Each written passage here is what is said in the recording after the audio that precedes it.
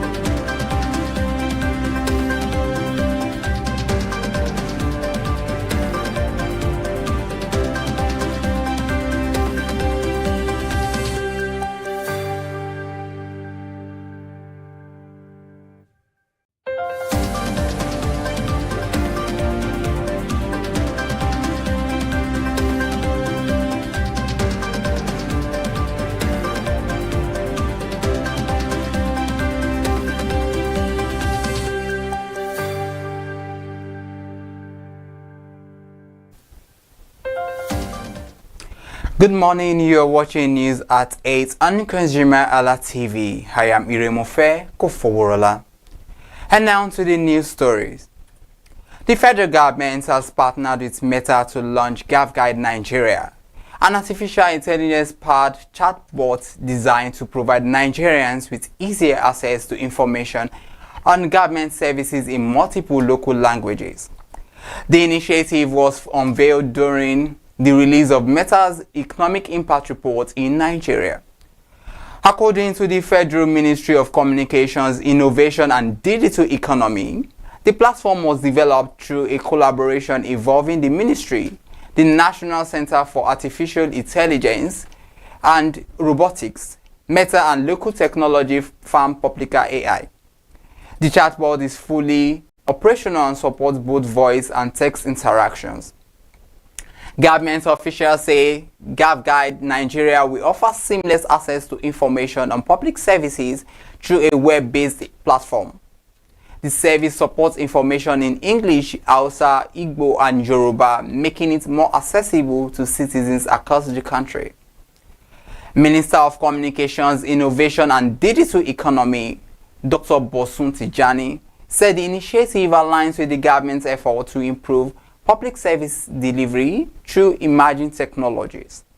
He noted that deploying AI-powered tools in local languages would strengthen transparency, trust, and citizen engagement. Meta's head of public policy, Shadi Dada, described the project as a practical example of how open-source artificial intelligence can support economic growth and productivity. She said GovGuide Nigeria demonstrates how innovative technologies can be applied to address real-life challenges while supporting Nigeria's digital economic ambitions. Meanwhile, technology company IPNX Nigeria has cautioned organizations against embracing artificial intelligence without first establishing reliable systems, quality data, and sustainable digital infrastructure. The warning was issued during the 2026 edition of the IoT West Africa Conference and Exhibition in Lagos. The company's chief technology architect, Oluwaseun Oluboyo, spoke during a boardroom dialogue focused on enabling business leaders to drive digital transformation in Nigeria. He stressed that technology adoption should be guided by business needs rather than industry trends. Oluboyo explained that successful digital transformation begins with understanding customer requirements and identifying operational challenges before introducing technological solutions. He noted that many organizations focus on acquiring new technologies without building the systems required to support them. According to him, poor data quality and weak operational processes can significantly undermine the effectiveness of artificial intelligence. He warned that AI systems can amplify existing problems if organizations fail to properly manage their data and workflows. The technology expert also expressed concern over Africa's dependence on foreign-based cloud infrastructure. He urged governments and businesses to invest in local digital systems to improve data security, privacy protection, and compliance with regulatory requirements. In another development, the Nigerian National Petroleum Company Limited is considering a partnership model that could allow Chinese investors to acquire about 51% equity in the Port Harcourt and Warri refineries as part of efforts to rehabilitate and reposition the facilities. The proposal emerged from the NNPC signed a memorandum of understanding with Sanjan Chemical Company Limited and Sigachen Industrial Park Operation and Management Company Limited in China. The agreement focuses on a potential technical equity partnership for the refinery assets. Sources familiar with the arrangement disclosed that the partnership is being structured along the lines of the Nigeria NLG model, featuring equity participation, joint governance, and long-term operational involvement by the Chinese firms. The proposed collaboration is expected to support the completion of understanding rehabilitation work, improve operational performance, expand refinery capacity, and enhance field production standards. The parties are also exploring opportunities in petrochemicals and gas-based industrial projects. NNPC Group Chief Executive Officer Bayo Ojulari described the agreements as a significant milestone in identifying technical equity partners capable of restarting and expanding the refineries. He added that any final agreement would remain subject to regulatory approvals and further negotiations. Away from that story, Minister of Aviation and Aerospace Development Festus Keyamo has called for stronger regional cooperation to unlock the economic potential of Africa's aviation industry. The appeal was made during the annual lecture series of the Chartered Institute of Logistics and Transport in Abuja. Represented by the Managing Director of the Federal Airports Authority of Nigeria, Olubunmi Kuku, the minister said aviation should no longer be viewed as a luxury service but a critical economic infrastructure supporting trade and integration. Kuku noted that improved air connectivity remains essential for industrialization, investment, tourism growth, and job creation across the continent. She said Africa's economic opportunities will remain largely untapped unless countries improve movements across borders. She highlighted the objectives of the Yamoussoukro decision and the single African air transport market, which seeks to remove restrictions affecting African airlines and promote a liberalized aviation market. According to her, greater liberalization would lead to lower airfares, increased flight frequencies, stronger tourism traffic, and measurable economic growth. She added that the cost of delaying reforms would far be greater than the challenges associated with implementing them.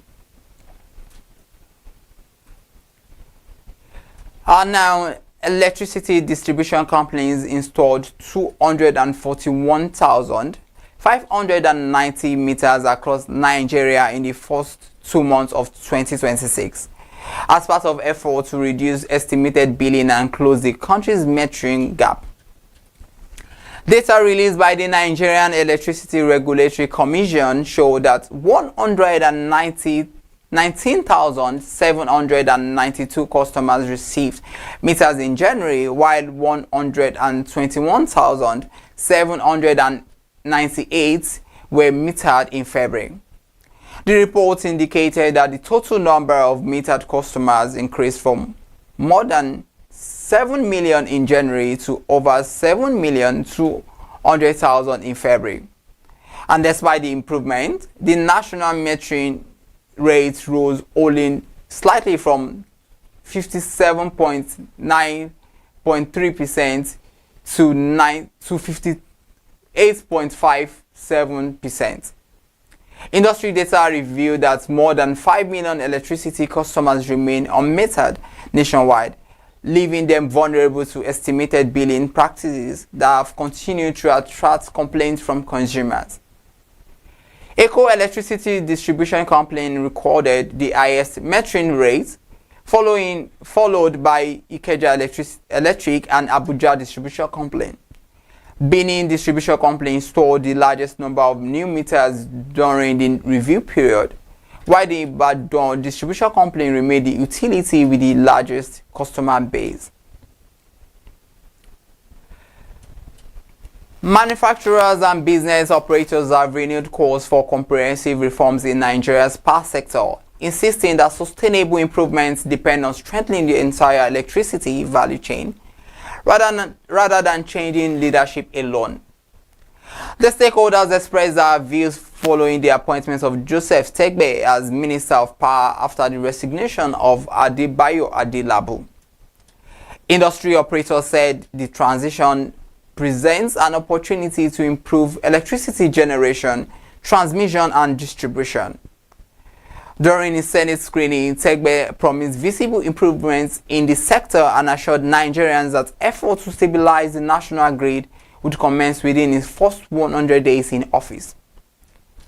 The Manufacturers Association of Nigeria reported that businesses spent 676.6 billion naira on alternative energy sources during the first half of 2025. The report also highlighted rising production costs and significant job losses linked to energy challenges. A council member of the association, John Aluya, said manufacturers were still experiencing severe electricity shortages despite repeated assurances from government authorities. He stressed that practical reforms and policy consistency would be necessary to deliver meaningful improvements. Stakeholders in Nigeria's construction industry have called for the adoption of durable plumbing materials and modern installation systems to improve building quality and public health outcomes across the country. The call was made during a gathering of construction professionals in Lagos, organized alongside the inauguration of newly elected executives of the Association of Professional Plumbers of Nigeria. Chief Operating Officer of Kazim Royal Properties and Construction Limited, Bashirun Babayeju, says the quality of plumbing materials plays a crucial role in determining the safety and lifespan of buildings. According to him, many structural and water-related failures can be traced to the use of substandard products. He noted that the company continues to invest in modern manufacturing processes to produce durable pipes and fittings designed to last for more than 50 years. Babayeju also described plumbers as critical contributors to national development, emphasizing that efficient water systems are essential for public health, environmental sustainability, and urban development. The Economic Community of West African States has intensified efforts to strengthen cross-border cooperation among member states to promote trade, improve security coordination, and accelerate regional integration. The initiative was highlighted during the annual regional stakeholders meeting on ECOWAS cross-border cooperation held in Abuja. The event brought together representatives from several member countries to discuss regional development priorities. Representing the Director General of the National Boundary Commission, Dr. Farouk Safa, said Nigeria was the first country in the sub-region to establish the ECOWAS Cross-Border Cooperation Program. He explained that the program was designed to address border-related challenges, combat terrorism and transnational crimes, and promote stronger social and economic ties among border communities. Safa added that the initiative encourages joint development of transboundary resources, coordinated healthcare responses to cross-border diseases, and information sharing among member states to advance the ECOWAS integration agenda. In another development, agricultural experts have encouraged Nigerian youth to explore opportunities across the agricultural value chain rather than focusing solely on traditional farming activities. The appeal was made at the Beyond Farming Conference in Lagos, where stakeholders examined emerging opportunities in processing, logistics, technology, finance, marketing, and agricultural trade. Convener of the conference, Chei Uwankama, said many young people remain unaware of the vast opportunities available beyond cultivation. She explained that agriculture should be viewed as a broad ecosystem with multiple career and business prospects.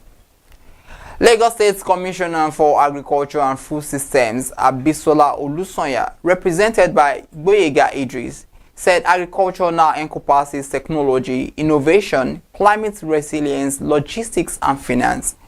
She highlighted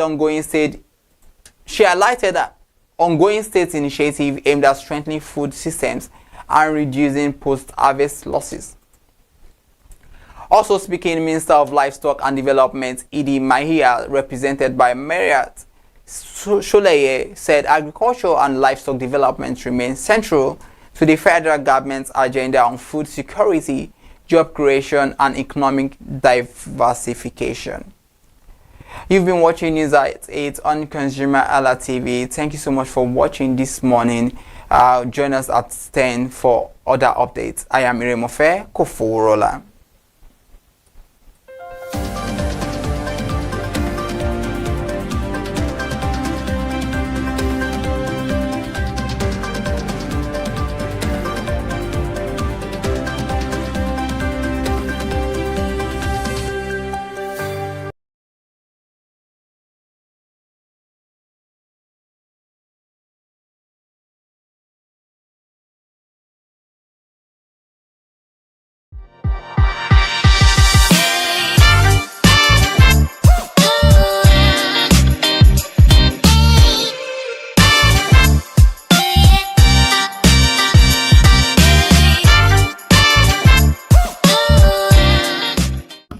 Consumers, welcome back to another episode of Market Today on ConsumerHalla TV, where we bring to you the current prices of daily essential commodities that the consumer cannot do without. And today we are at Koshofe Market. Koshofe Market is located along the Koshofe Mile 12 Road, and this market harbors a significant portion of traders before we get to the big Mile 12 Market.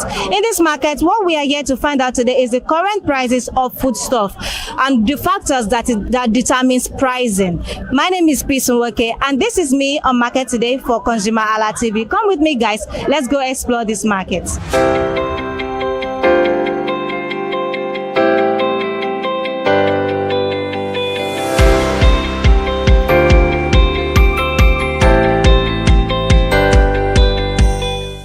Hello, good morning, ma.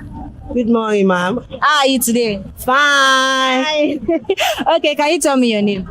My name is Adetong Oshiemi. Okay, Mrs. Adetong. Yeah. All right. So what do you sell in this market? Okay, so àti mọ̀ pé pọ̀mọ́ lẹ ń tà báyìí. Bẹ́ẹ̀ni. Mo dẹ̀ rí pé ó ní bẹ́ ṣe lé síbí. Bẹ́ẹ̀ni. Báwo lẹ ṣe wá ń tà? Báwo lẹ ṣe ń tà bẹ́ ṣe lé? Báwo ni oyè ẹ ṣe jẹ́? Ṣé rí eléyìí tẹ́ ń wò yìí? Tẹ́lẹ̀tẹ́lẹ̀ ìgbà tí gbogbo nǹkan ò tí ì dojú wàásù ni. That's 50 naira. 50 naira. Nígbà tí gbogbo ẹ̀ ti wá fógun gógógó sí 200. Tẹ́lẹ̀tẹ́lẹ̀ wọn rí èèyàn rà bóyá kọ́ra kan gbé fàyà ṣùgbọ́n sì àwọn èèyàn gidi ló ń jẹ́ ń sìn. Kọ́lọ́run ẹlẹ́dàá kó má da gbogbo wa láàmú. Ẹ wo orí eléyìí sí tẹ́lẹ̀tẹ́lẹ̀ 200 300 òun ló ti di 500.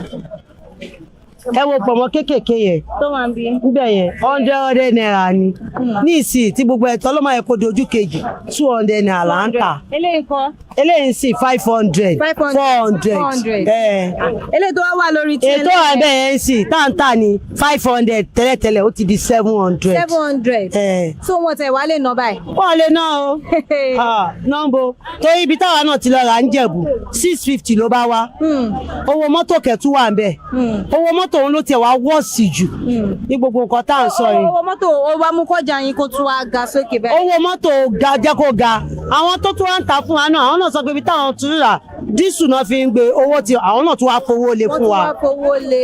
káwọn náà tó èrè wọ́wọ́ náírà là ń jẹ ó ti di sísìnsìn. nǹkan tó fà á tí gbogbo ẹ̀ kó fi dojú nìyẹn Ọlọ́run ẹlẹ́dàá kó bá wa tún ṣe padà. So tẹ bá ti lọ gbé báyìí sìn tẹ bá ti báwo lẹ ṣe máa ń ṣe tí ẹ bá ti gbọ́jà ẹ mọ̀ tẹ bá ti gbé dé bí tẹ bá ti fowó lé tẹ máa wá determine oye tẹ ẹ ta. ṣẹ́rí sì ìgbà tí eléyìí sì tó jẹ́ 500 yìí láti ibi tá a ti máa ń ra ń Jẹ̀bú 300 ni àátà 400 àátà 350 ìgbà tó dẹ̀ ti di pé wọ́n ti fowó lé sí ó ti bá 450 wá láti Jẹ̀bú 500 la máa tà. So àti oṣù mélòó àbọ̀dún mélòó ni ká máa wò báyìí. tó ti rí báyìí sí ó ti lọ bí ọdún méjì o.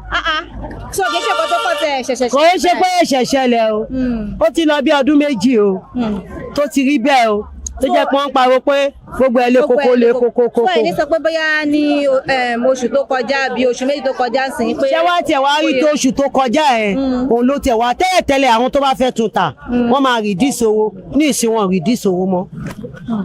So kí ló wá ṣẹlẹ̀ tí wọ́n fi reduce owó mọ́. wọ́n nítorí pé gbogbo ẹ̀ ti di gbogbo kò ní wọ́n epo tí wọ́n ọjà wọn ti fowó lọ́jà. So ẹ sọ pé àwọn èèyàn ló tẹ̀ wá ń jẹ ilé ìbáyìí tó yẹ pé tẹ́lẹ̀ kìdẹ́ ṣàwọn ajá wọn náà máa rà. ajá náà máa gbé lọ fún pieces ní ìsìn ẹ bá ti ra ní 600 naira tó ti dà sínú lásìpọ̀ yóò mọ jẹun lọ ni. ẹ mọ̀ pé ẹ ń sọ pé àwọn èèyàn ló wá ń ra lẹ́yìn sí báyìí pẹ̀lú bí gbogbo ẹ̀ ṣe wá gbowó lẹ́kìnní kí làwọn kọ́sítọ́mà yìí wá ń sọ àwọn tó rà ìgbà tí wọ́n ra lé ní 100 naira tẹ́lẹ̀ báyìí tí wọ́n wá ń ra 200 èyí tí wọ́n ra 500 wọ́n rà ní 700 so kí làwọn kọ́sítọ́mà yìí wá ń sọ sí bó ṣe gbówó yẹn ṣe ga sí. ó ń ṣèmi nìkan náà mò ń tà káàkiri bọ́ ìfowó sí nìyẹn tọ́ba ìgbà tó rí pé owó ọ̀dọ̀ mi wọ́n lọ sí ọ̀dọ̀ ẹlòmíì the same thing ìgbà tó ti lọ sí ọ̀dọ̀ ẹlòmíì ẹni tó ti lọ bá lọ́dọ̀ ẹlòmíì ìyẹn tún wọ́n ju tèmi lọ torí pé èmi lọ gbé direct wá ni àgbà táwọn náà tún dé tán rí pé tọ́dẹ ni táwọn máa ti pé wọ́n tún padà wá òun ṣe pé lẹ́yìn pé tọ́ba ti wá rà tán bó jẹ́ méjì bó jẹ́ mẹ́ta ẹ̀yìn náà gbà. ok so báwo lẹ ṣe máa ń preserve pọ̀ mọ́ ìtẹ́sí máa ń kípẹ̀ tí ò ní bàjẹ́. ṣé ibo ìwà ń bíbá yẹn sè tó bá ṣẹ́kù bíi tí ò bá sọ́jà tó bá ṣẹ́kù à á ṣàn dáadáa àwa pọn omi tuntun míì à á dà sí i àjẹkómi wà ń bẹ dáadáa à á gbé sílẹ̀ tó bá tún dijọ́ kejì à á gbé jáde kò sí nǹkan tó máa ṣe. All right. Thank you so much for your time, ma. Thank you. Mrs. Adeton Washinyemi is a pomo seller in Koshofe Market, and she has made us understand that transportation costs and inflation has been the major bone of contention in her line of business. She has also mentioned that in the past 2 years, she has had to change prices to be able to meet up with targets and profits. Meanwhile, she also complained that the month of April was a difficult one for her because customers kept on complaining and it was difficult for her to meet up with her demands. Now that we've heard from her, let's go into the market and hear from other traders.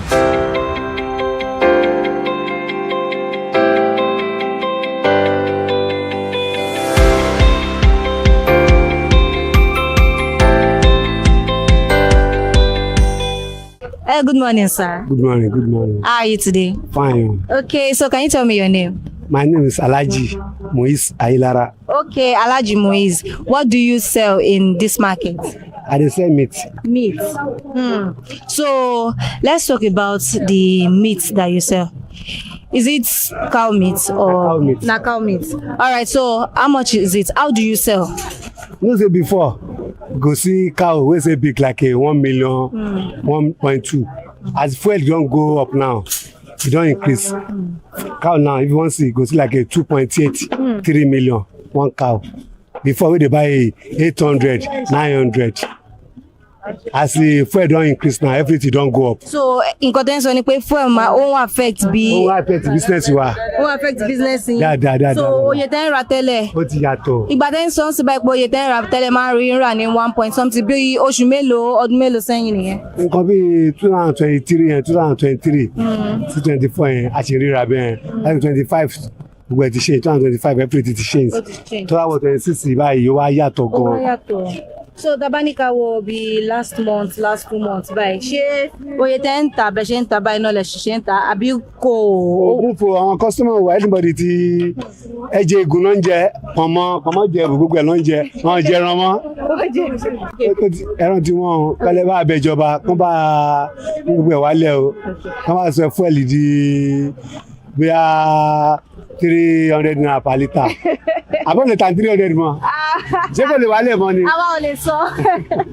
Alright sir, so tabanika wo bẹ́ẹ̀ ṣe ń ta ẹran ní bí ń sì báyìí báwo lẹ ṣe ń gé ẹran ta fáwọn kọ́sítọ́mà yín. ẹ̀ẹ́dẹ́gẹ́ 200 ni a máa gé ní 12 by 2000 12 pieces at 2000 if na 200 naira no dey cut 100 naira again after 200 na 500 go cut am 5 for 2000. So when you sell in kilo how much kilo is 85 8,500 for no kilo. discount. Na 85 na how many kilo you want. How many kilo you want. Like 10 kilo. I go give you. Don't worry. You will give me. I go give you. But you will give me discount. I'll give you 83. I will give you 83. You will give me 3. Okay, no wahala. So what do your customers say about this? How do they feel about buying and then the prices have increased. So what are your customers saying about it? Customer they talk as a day for my side, as a day for customer side, as everything cost. No say if you need to sell, customer go sell. See our market as it dry. Everybody they shout say something cost. May God do settle us first. Okay. Thank you so much for your time. Thank you.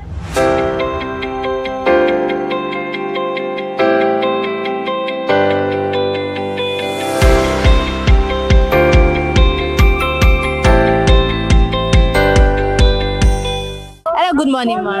Morning, my sister. How are you today? I'm fine. Okay, can you tell me your name? Bola Adeshina. Okay, Mrs. Bola Adeshina. All right. What do you sell in this market? It's fish. Fish. Yes.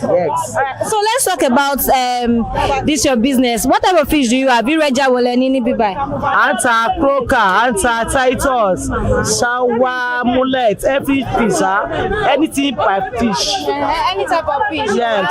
All Yes. right, so let's talk about the prices. How do you sell them? Báwo lẹ ṣe máa ń tà? Ẹja ti wọ́n. Before tẹ́lẹ̀ a máa ń ra kote 40,000. By this time nísìnyí a ń ra ní 96,000. Wow. Titus, original Titus, a máa ń ra ní tẹ́lẹ̀ 120, 130. Nísìnyí 2+ lára báyìí 2 and plus lára báyìí gbogbo nǹkan ti wọ́n everything ẹja ó ti wọ́n jù. Ṣáwá tẹ́lẹ̀ èló là ń rà bóyá 30,000 for now báyìí ní 60-something-thousand naira. So time ten sọ bí ọdún mélòó sẹ́yìn àbí oṣù mélòó sẹ́yìn lẹ́sìn? Before 6 months sísìn. Yes, before 6 months last year ni là ń rà bẹ́ẹ̀ àmọ́ ní sí ó ti wọ́n ó pọ̀ jù. So kí lẹ wá rò pé ó fà tí owó yẹn kò fi ga sókè bẹ́ẹ̀ yẹn ó kọ̀ déédéé ṣó ẹ̀kọ́ ló kọ̀ déédéé ga sókè? No, tẹ́lẹ̀ a máa ń gbọ́ pé dọ́là ó high dọ́là ó tún low àmọ́ ní sọ́nà ń jà ní another country pé àwọn kan ń jà àwọn dẹ̀ ló ń supply àwọn ọjà yẹn wá fún wa nínú ìyá olówó pọ̀ tẹ̀ wá sí Nàìjíríà wọ́n náà ń jà pé kò sí ọ̀nà epo náà everything ó cost nípa ìjà yẹn wá fàtí ogbẹ fi. Okay, so ìgbà tẹ́ wá ń ra oye tẹ́ wá ń ra àwọn pálí ẹ̀ báyìí sìn bó ṣe wọ̀n èló lẹ wá ń tà ní ẹyọ tí yóò bá fẹ́ ra eléyìí tó wà ń bí báyìí sí Titus. No, ìsáwá. Ṣáwá lélẹ̀ ó tiẹ̀ dá bẹ́ẹ̀. Eléyìí mẹ́ta tẹ́lẹ̀ 2,000 for now nísìnyí mẹ́ta 3,500. 3,500. So ẹ̀gẹ́ ta lẹ́yìn kọ̀ọ̀kan báyìí. No, ẹ̀yẹ kọ̀ is 1,200. 1,200. months. Okay. So àwọn ńláńlá tó máa bí. Eléyìí is 4,000 naira one. Irú ẹja wo lélẹ̀? Eléyìí is mullet. Mullet lélẹ̀. À ń ta ẹyọ kan ní 4,000 naira. So ẹ mọ̀ nínú àwọn ẹja tẹ máa ń ta báyìí ó lè tí àwọn customer máa ń rà jù tí wọ́n like. Titus. So kí lẹ rò pé wọ́n fi like Titus? Titus ìgẹ́ ó ní ọ̀rá. Protein. Everything ó wà lára Titus. Tí ọ̀nà ṣe like Titus all the time ló máa ń rà jù. So ẹ mọ̀ pé ẹ sọ pé 6 months ago báyìí pé oye tẹ́ ń ta nígbà yẹn kọ́lẹ̀ ń ta báyìí last year yẹn oye tẹ́ ń so kátẹ́ wá sọ pé last month ṣé oye tẹ́ ń ta báyìí lẹ ta ní last month owó yẹn ò gòkè kò dẹ̀. No the same thing náà ni. The same thing náà ṣe. Ó ìwà ní the same thing. Okay, so ibo lẹ ti máa ń gbọ́jà yín. Around the bíbáyìí náà ni kò dùn mú wa around the bíbáyìí. Okay. Àwọn wà káàkiri tó yẹ pé àwọn kojú mú ńlá ni àwọn tó lórúkọ ní Lagos State náà ibẹ̀ láti máa ń rà. Ẹ sọ pé epo àtìgbà tó ti bẹ̀rẹ̀ sí ní jansin báyìí gbogbo ẹ̀ tí wọ́n ń sọ mo fẹ́ wá béèrè lọ́wọ́ yín àtìgbà tí ó ti wá rí bẹ́ẹ̀ tí gbogbo ẹ̀ ti ga sókè yẹn ṣé bẹ́ẹ̀ ṣe máa ń rẹ ẹja tẹ́lẹ̀ ní kodrum yẹn lẹ́sìn tún máa ń ra ṣó ṣì ń pọ̀ bẹ́ẹ̀ ṣe máa ń ra tẹ́lẹ̀. Ẹja ń pọ̀ ẹja òfìgbà kan pé ẹja òfìgbà kan pé kó má sí àmọ́ owó tá a fi ń rà tẹ́lẹ̀ ó ti kéré sí ti tẹ́lẹ̀ ẹ̀pẹ́ tẹ́lẹ̀ tá a bá rà ní bí 42,000 nísìnyí ó di 96,000 different yẹn ní sọ lọ bí almost 54,000 naira ló gorí ẹ̀ ó wọ́n Titus náà wọ́n. Original Titus 2,200 plus 2 plus 30 kilo before tẹ́lẹ̀ 130 120 láwọn rà tẹ́lẹ̀ àmọ́ àṣírí rà á mọ́lẹ̀ jẹ díẹ̀ tó àgbọ̀dọ̀ má tà ń ta àwọn tó mọ̀ wá mọ́ ni tó ṣẹlẹ̀ nìyẹn. So my last question for you kí làwọn customer yẹn wá máa ń sọ báyìí bó ṣe wá gòkè sí ẹmọ tó wọ́n yẹn kọ́ skyrocket immediately ìgbà tó bá wá rà á sí báyìí kí ni wọ́n wá ń sọ ṣé wọ́n ṣe ń ra bọ́n ṣe ń ra tẹ́lẹ̀. náà kò ọ̀rá ti bí tẹ́lẹ̀ mọ́ o díẹ̀ àwọn tó ra mẹ́rin wọ́n lè ra méjì àwọn tó ra mẹ́ta wọ́n lè ra ẹyọ kan wọ́n ṣe ń rà nìyẹn for now wọ́n ṣe ń rà nìyẹn.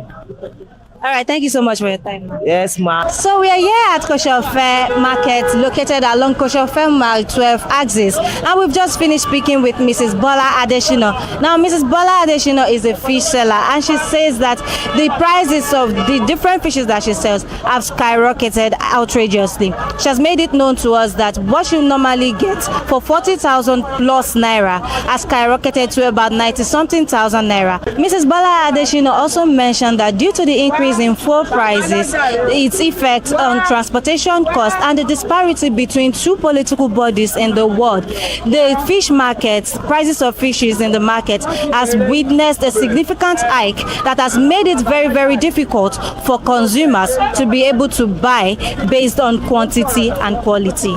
Let's hear from other traders in the market.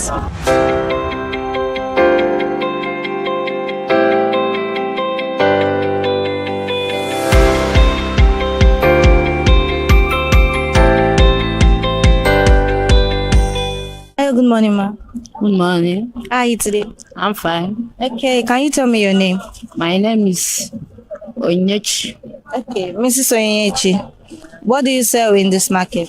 I sell food stock. You sell food stuff? Yeah. Okay, so can you tell us some of the food stuff that you sell? I sell stockfish, melon, obono, crayfish, catfish, the dry one, yeah. Maggi, oríṣiríṣi, salt. So let's talk about how you sell. How much do you sell? Let's talk about the egusi, the ogbono, and the crayfish first. How do you sell them in cup and in derica? Me cup of egusi is 500. Derica is 2,000. What about crayfish? Crayfish, derica, I'm selling 3,500. Okay. Makeup 1,000. Tomato cup 500. Tomato cup 500. Yeah. Okay, what about ogbono? Obolo. Tomato cup 1,300. Then the derica. The acre, that is 9,000. 9,000. Yeah. Okay. So let's talk about the stockfish. Let's move to the stockfish. You said you have stockfish, then you have the dried catfish. So let's talk about the prices. How do you sell them? Catfish has different prices. I have one that have 1,000 naira per one. I have two, 1,400, 1,700, 3, 2,000. I have some 500. Some 500. Yeah, for one. Okay, so you know that people say that there are two types of egusi, the machine peeled and the hand peeled. Do you have both of them in your shop today, and do you sell them for the same price? I have two of them, but I don't sell them the same price. Okay, so how much do you sell the machine peeled and the hand peeled? Machine peel is 500 makeup, while hand peel is 700 makeup. That's for egusi. Yeah. Okay, thank you very much. So let's move to the palm oil and the groundnut oil. How much do you sell them? Palm oil, Ragolis is 1,500, while groundnut oil Ragolis is 2,000. 2,000. Yeah. Okay. So, Mrs. Onyechi, let me ask you, what is the most affordable item somebody can get in your shop today? The cheap one Yes, the cheapest. is salt. Salt. Yeah, How much do you sell salt for? 200 small one. 200 naira for the small one. Yeah. Okay. So I see that you have tomato paste here, the thin one and the sachet. So how do you sell them? And sachet one is 200. Okay. Thin one, small round one, 700. The sachet one, the medium size that follows small one, 1,000. While the smallest one of that one is 650. Okay, so let's move to spices. You have different spices here. Like, how do you sell them? Is it 200 naira? Is it 100 naira? Is it 150? How do you sell? I have spices that sell 150. Benny, chicken flavor, and kitchen glory 150 per one. While all the whole lasso, fish, chicken, beef is 100 naira. 100 naira. Yeah. Okay. Spicy tea, 100 naira. Okay. What about curry? 100 naira. 100 naira. 100 naira. Yeah. All right, thank you. So let's move to, what determines your price. Have you been affected recently by the increase in fuel prices? Has your goods been affected, the prices? Yes, it's very, very affected because, like crayfish is, there is time that we bought soup patala 75,000. There is time increased to 150,000. That full bag of patala, 150. But now, last week, come down one patala, 39,000. The one I bought yesterday, patala is 35. That's 5,000. Yeah, difference of remove 400 on top of it.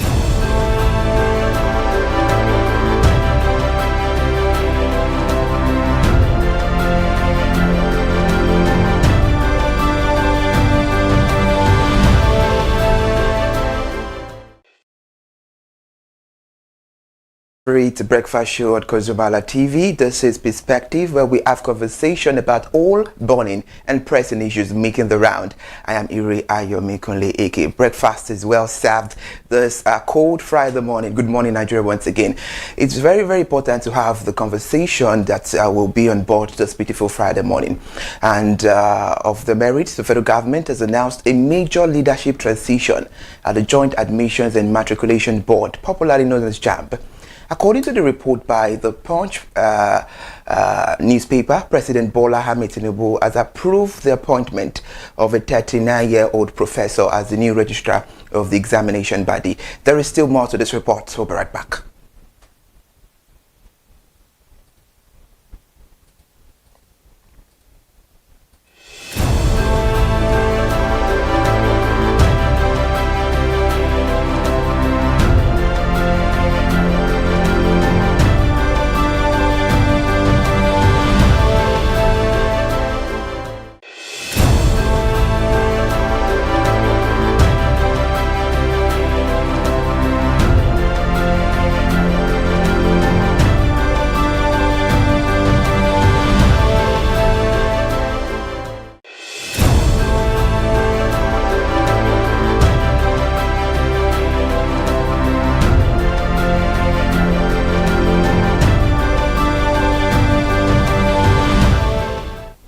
All right, thank you so much for still staying with us. Now, the federal government has announced a major leadership transition at the Joint Admissions and Matriculation Board, popularly known as JAMB. According to a report by the Punch newspaper, President Bola Ahmed Tinubu has approved the appointment of a 39-year-old professor as the new registrar of the examination body.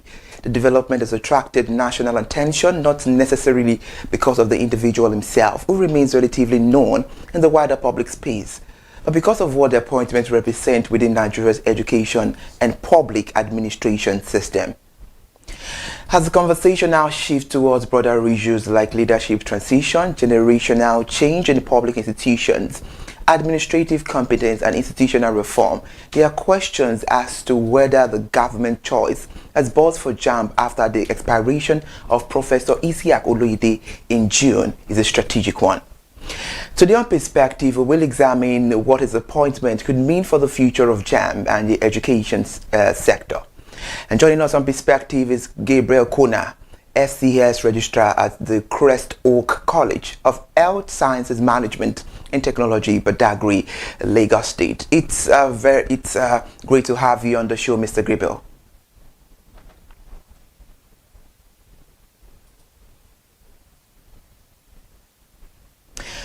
Okay, our Perspective is still going on, and shortly we'll be joined by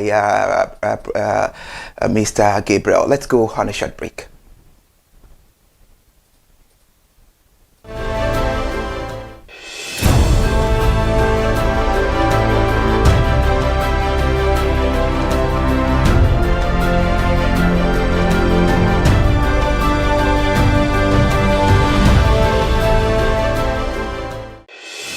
Hi people, my name is Mo Fakorede and I am a filmmaker and a film director, and you're watching ConsumerHalla TV. ConsumerHalla TV is everything consumer advocacy, consumer rights, everything that has to do with consumers. On this TV, you'll watch, you'll learn, you'll be educated, and you'll be entertained. Keep watching ConsumerHalla TV. My name is Olubukola Ozone, a photographer and a social media enthusiast. You're watching ConsumerHalla TV. It's a consumer advocacy TV. If you have a problem, anything, any consumer related problem, just holla at them, just like their name implies, and they're going to get it sorted for you. Keep watching, stay tuned. Thank you very much. Hi guys, my name is Joba Jalabi. I'm a marketing communications professional. I currently lead marketing at Flash Change, a fintech startup. Keep watching ConsumerHalla TV, a consumer advocacy channel. Hello, my name is Sharon Rotimi. I'm an actor and I am on ConsumerHalla TV. Now, ConsumerHalla TV is...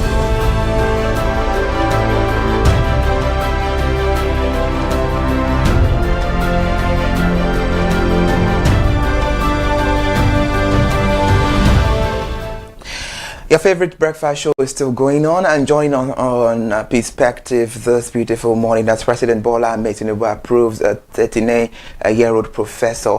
We're joined by Gabriel Kona, SCS Registrar at the Crest Oak College of Health Sciences Management and Technology from Badagry, right here in Lagos State.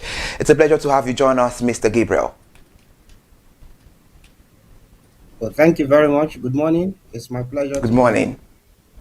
All right, and now let's move into the conversation of the day, because right now we're talking about education, and it's very important to have this conversation because we all know that education is a very vital sector to look at in Nigeria at this stand. And looking at the situation of things right from hand, when Professor Isiaq Oloyede was there, we could see that he has an advantage, talking about being transparent, public trust, and a whole lot. And there are some disadvantages as well, talking about the technical issues. We could see that a lot happened whereby a student had to die, a pathetic story, because he failed JAMB, not knowing that it was a mistake, talking from the technological error. So looking back at the performance of the Joint Admissions and Matriculation Board under Professor Isiaq Oloyede, how would you assess his tenure? What would you consider his major achievement and shortcomings? Okay. Thank you. For me, I know that Professor Oloyede assumed office. I think that was about 2016, or thereabout. if I want to describe his tenure in one word, I would say it was transformative. Because if you look at what JAM used to be in period to that year he assumed office, you will agree with me that he transformed JAM to fully CBT, that is this computer-based testing, and at the same time he brought a lot of innovation. He brought trust into the system. Um, at the same time, he was also good when it comes to being a revenue generating body to the country. We saw that prior to his assumption of office, JAM remit something like maybe 50 million or less than that annually to the federal government. But when he assumed office, I think the first year it was about 7.8 billion, excuse me. This is to show that he cleanses the system of corruption and a lot of that. But amidst all this, we know that there were shortcomings as well. For instance, the issue of technical glitches has not been fully sorted when it comes to JAM exams, and that has been a problem. We also know that the admission processes is not fully under the control of JAM. Thus, we can say that they are not fully in control of the admission process, of which I thought that was the primary aim of creating the body in the first place. So these are a few things I can mention for now. Absolutely, I agree with you. Just like I said before I begin that conversation about the question, I said talking about his administration, he had a disadvantage, just like the emergence of the CBT that you made mention of, and a whole lot, talking about public trust, transparency, and a whole lot.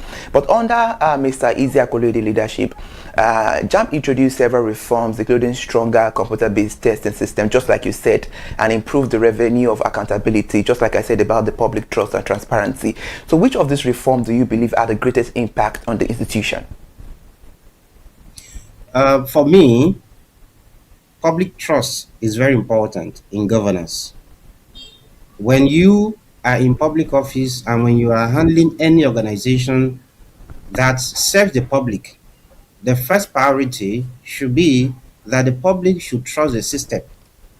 And that is why I made in my comment earlier that one of the things that we can say it was one of his failure was that that trust has not been built.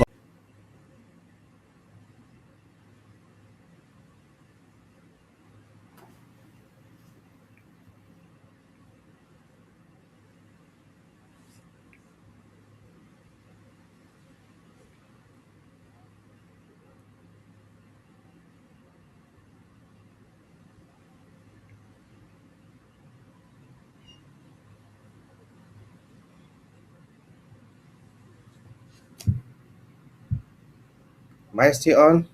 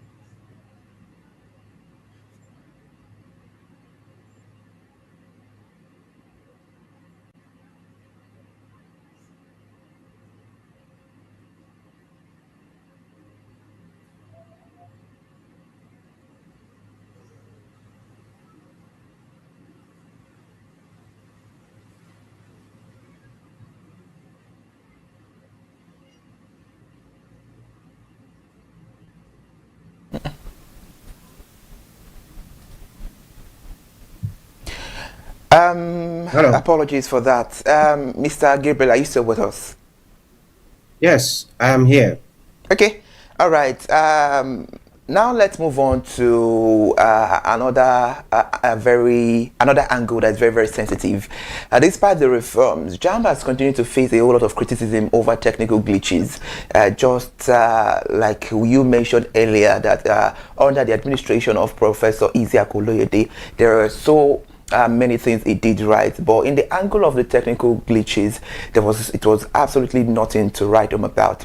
So talking about that, JAMB has continued to face criticism over technical glitches, examination disruptions, and complaints from candidates and parents. So what unresolved challenges do you think the incoming registrar will inherit? For me, has a lot to do when it comes to the technical glitches. Apparently, that is one of the reasons for the choice of a tech expert. I can see that Professor Aino, who is the incoming registrar, is a professor computer engineering. And so, of course, Professor Lede wasn't, but it doesn't mean he doesn't have experts in his team. But the presence of a leader who is a tech guru, who understands how computer-based exams works, I believe that it should be his first priority. Now, the glitches is not just about the jump itself. I want you to understand. Sometimes the glitches come from the network providers. This is where there ought to be synergies. I hope you can still hear me. Am I on to you? Please go. I'm with you. Absolutely. Okay, thank you. So I was saying that sometimes I want you to understand that the glitches come from the servers, that is the network providers that we have in Nigeria, Telecom. So there should be, for me, there should be a good or a robust synergy. During these 10 days, JAMB runs like 10 to 15 days or so. During these 10 days of exam, there should be a robust synergy between the JAMB itself and these network providers to ensure that students, candidates, or anyone, even those who operate the CB centers, don't have to battle with network problems.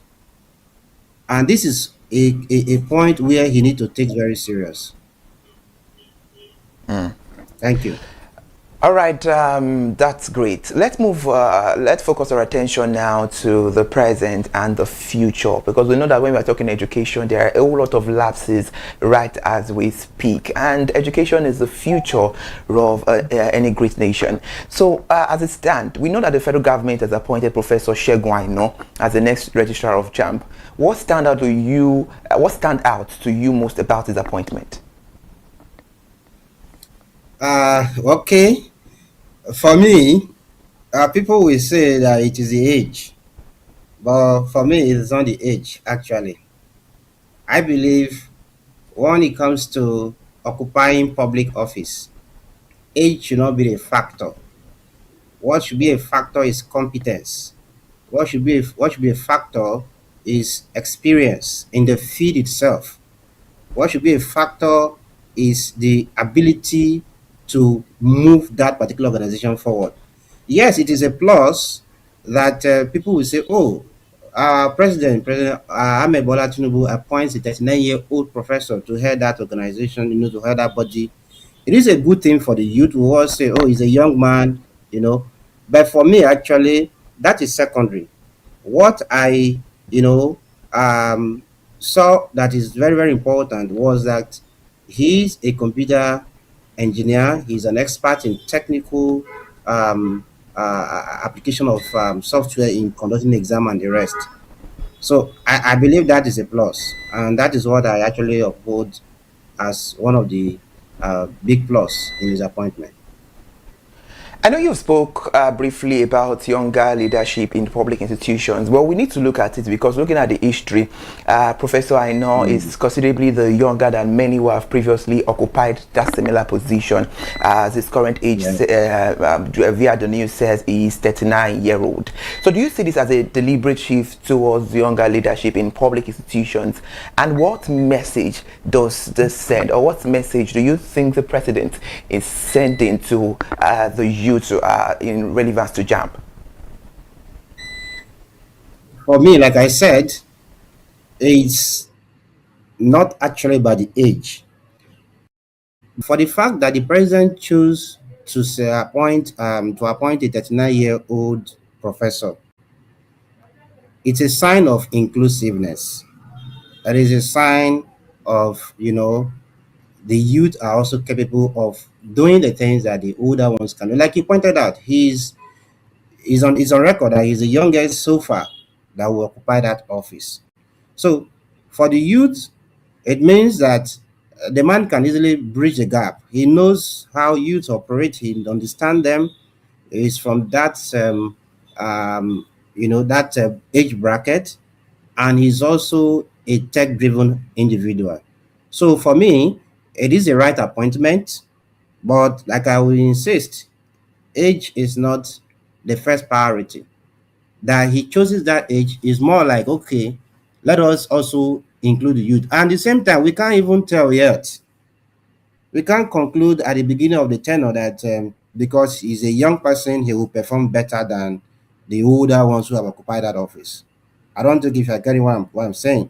But at the same time, we give that credence to the president, who has deemed it fit that age shouldn't be a barrier, that competence should come first. And that is what I believe he has considered. Since this conversation have been in the airwaves talking about the news since yesterday, a whole lot of Nigerians are keeping their finger crossed to look at, because they are expecting a lot from him. So given his background and expertise, what innovative ideas or reforms would you expect him to introduce, particularly in the areas of technology? It's very, very important to look into that angle, because we all know there was technological glitches from the past regime. Talking about examination management and service delivery, what do you expect from him?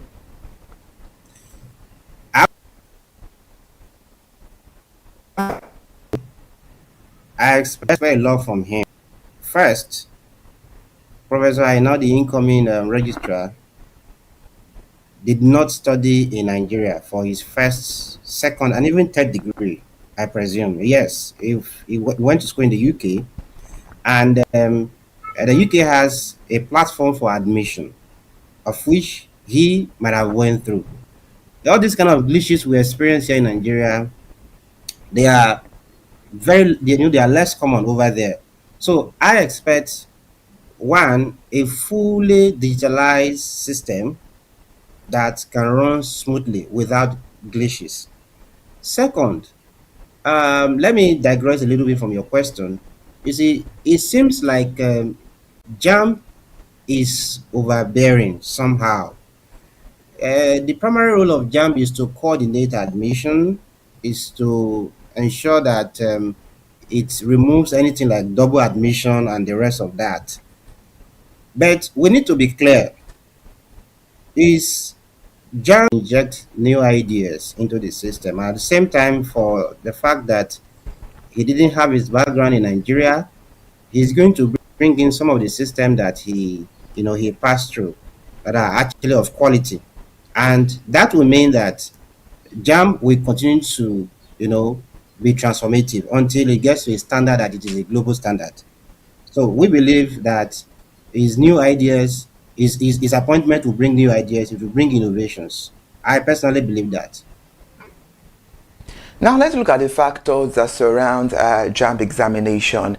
Talking about the persistent concerns around examination scheduling, the logistics, the CBT center operations. A lot of times we see it on social media whereby parents, students come out, to give a whole lot of, lapses that is happening at their CBT center operations. Talking about examination malpractice and the result management, which continue to dominate the public discussions about JAMB. How do you think the registrar can effectively address this long-standing challenges? Because it's very, very important to look into these loopholes, because right as they stand, they are very, very sensitive. Continuous staff training is very important in this regard. When you have staff, you train them, you retrain. When it comes using modern technologies and what is prevalent current age. Please go on. You will be surprised that some of them they don't understand how the system works. And so when you just have a complaint, they will just throw, no, this is not from us. So for me, he should organize more trainings for the staff. And then it should focus on, having opinion polls. Let's know where the fault is coming from. It's not just about sitting in the office and trying to project that, okay, this might be a problem, this might be. Let there be an opinion poll. You can put it on social media, you can put it on the internet. The young ones who wrote the jam, who wrote the exam themselves, they will give you the feedback of what they faced. And you can start collating those problems and attacking them one after the other. Now, let's make a view of the president's speech. President Bola Ahmed Tinubu has tasked Professor Aina with building on the achievement recorded under Oloyede administration. Now, should his focus be on consolidating those gains, or should he pursue a new vision aimed at taking the institution to even greater heights? For me, it's both. Build on Professor Oloyede's achievements. The professor did a lot of changes and he brought a lot of recognition to JAMB, credibility. Build on that. But at the same time, chart a new course. A leader must have a vision. Even though we agree that governance is continuum, at the same time, a government or any leadership must be able to chart its own course. So it should be both. Build on what is already in existence and chart a new course of innovation.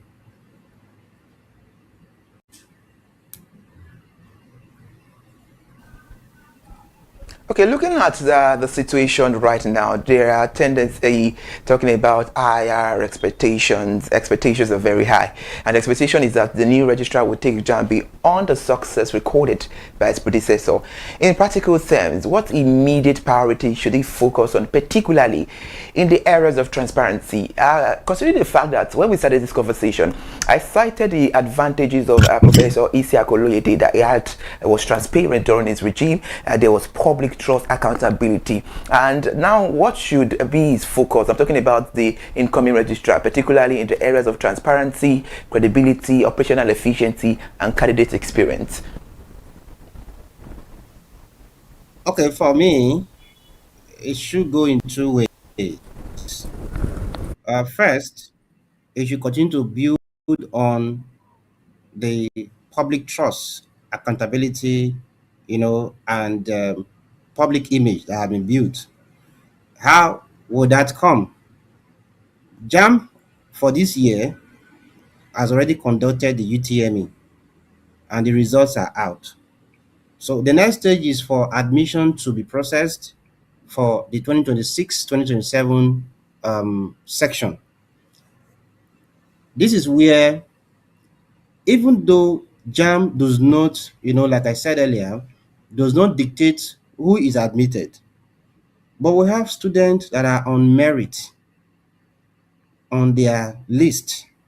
JAMB can work with a punch of the button. They will see all the students and their performances in the year JAMB that chooses a particular school. They can see all their scores. I didn't know if you saw a story that was on Twitter some time ago, where one Dr. Kayode, the son had about 333 in JAMB or so, and the child was denied admission. The man ran to Abuja, to meet Prof. That was the Professor Oloyede. He complained. When he checked the system, behold, that child was on number 3 on the admission list, on the merit list for that particular institution. And the JAMB registrar pulled a call across and sorted that problem. It was not just that boy. The other 3 that were there, they were also admitted for medicine. This is public trust. This is transparency. But of course, that can't be done for every individual. So we are saying that when such students who have high scores, who are supposed to be on merit list of any universities, whether it's in Yobe State or it's in Lagos, should continue to ensure that they get admitted into universities. Number 2 is that the UTME of next year the preparation should start now. So these are the two areas I needed him to actually prioritize: the credibility in admission process for this new section that is coming in 2026, 2027 section in September or thereabout, and also preparation for the 2027 UTME exam. Interesting. Just like you mentioned about credibility, which is very, very important, and some other factors that you made mention of, public trust remains critical to the success of JAM, given the millions of students and families affected by decisions every year. How important is maintaining that trust? And what steps should Professor Raino take to strengthen the public confidence in the institution?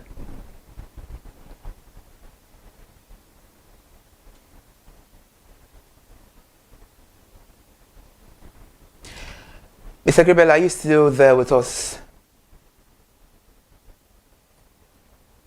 Okay, that's Mr. Gabriel Kona, registrar at the Crest Oak College of Health Sciences Management and Technology, Badagry, right in Lagos State. Joining us on the conversation as President Bola Ahmed Tinubu appoints a 39-year-old professor as a new JAM registrar. There is still one or two to talk about on this conversation. Let's go on a short break, and shortly we'll have Mr. Gabriel back on the conversation.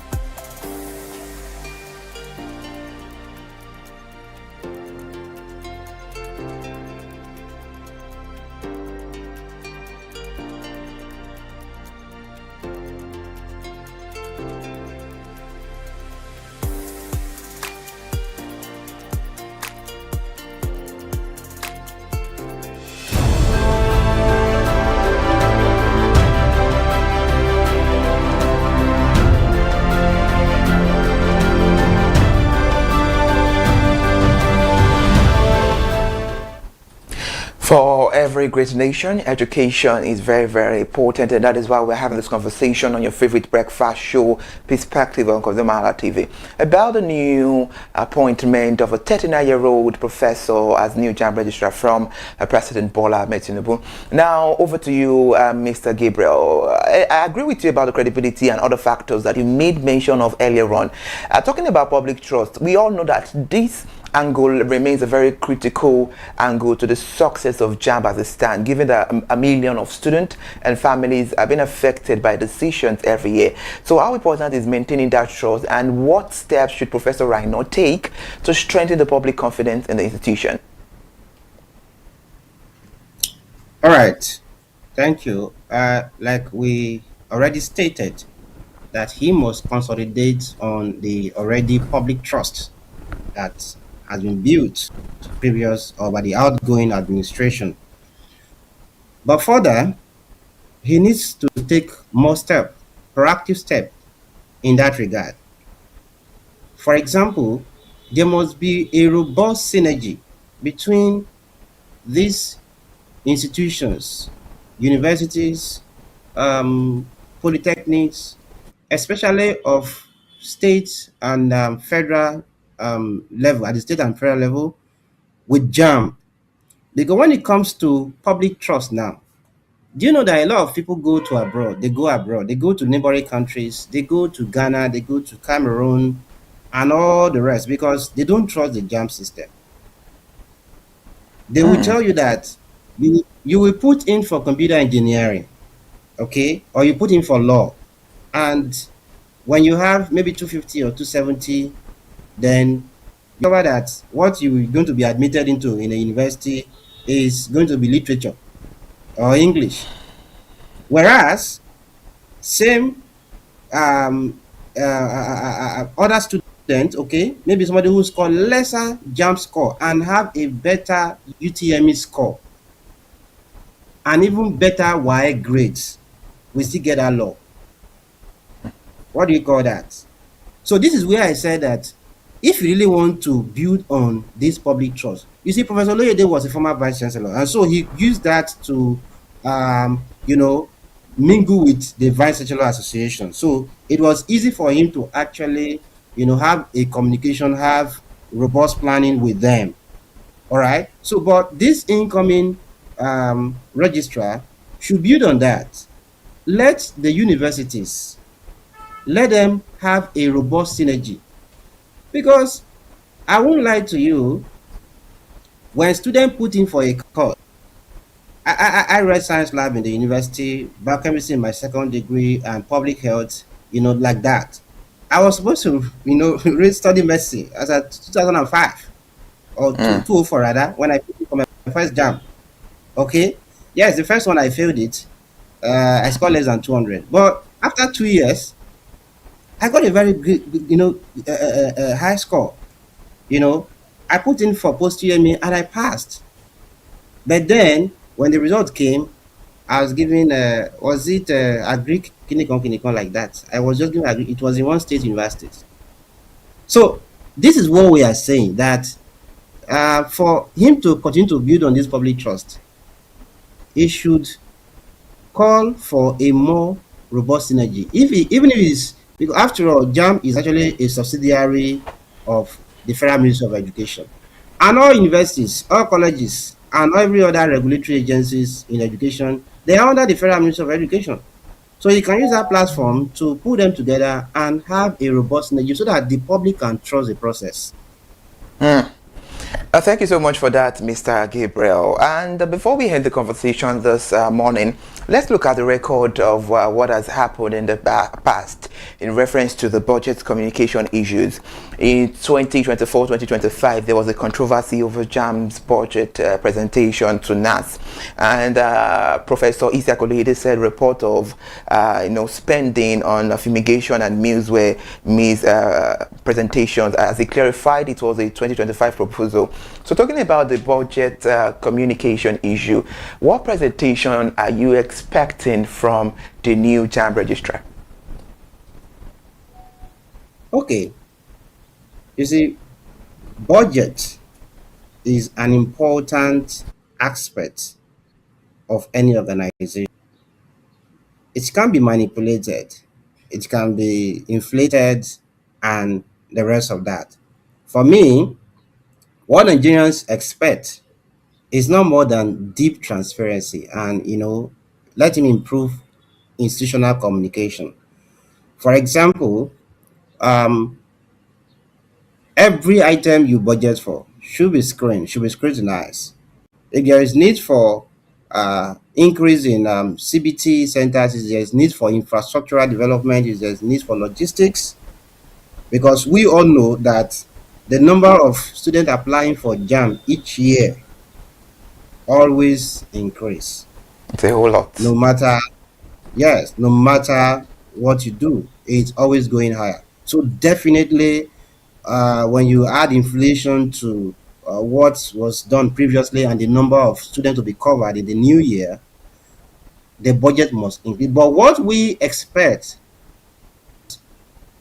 public, as the masses, as the people, is transparency.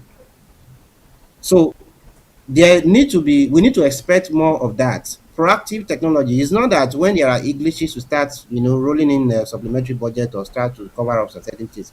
Let there be proactive transparency. Let there be plan. Let there be transparency, and the public will definitely roll with their implementations and so on and so forth. Interesting. Professor Gabriel, professor in education once said it takes an educationist to talk about education. And about that, thank you so much for sharing your insight on the conversation this morning. Thank you so much. It's my pleasure being here. Please do well to enjoy the rest of your day, and we hope to see more of you on editions on Perspective.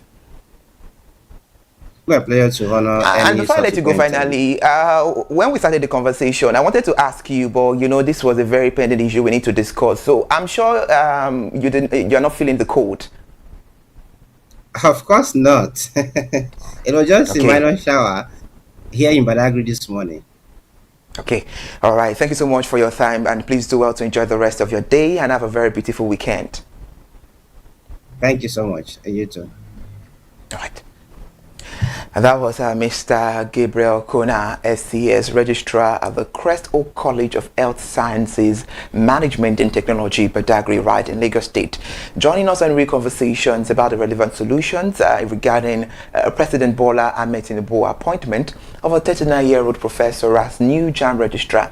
What remains clear is that the conversation around this appointment goes far beyond the personality of the new registrar. It raised broader questions about leadership succession, generational transition in public institutions, and the future direction of one of Nigeria's most critical education agencies. The outgoing administration under Professor Riziak Oloyede introduced notable reforms that shape examination administration, admissions processes, and institutional accountability. And as the new leadership era begins, expectations will now center on whether those reforms will be sustained, improved upon, or be directed entirely. As always, we'll continue to monitor development and bring it to you on each analysis as events fold. Thank you so much for joining us on this beautiful Perspective on this Friday morning. Thank you so much. Breakfast was well served and well dished. Thank you so much for joining us. Good morning, Nigeria. I am Ire Ayomikunle Eke. Follow us on all our social media platforms and do well to subscribe to the YouTube channel. All other undo ConsumerHallaTV. And if you're just joining us late, go to our YouTube channel to catch a full episode of this edition. Thank you so much for joining us. Shortly after this conversation, it's ConsumerHallaTV News at 10. Stay with us.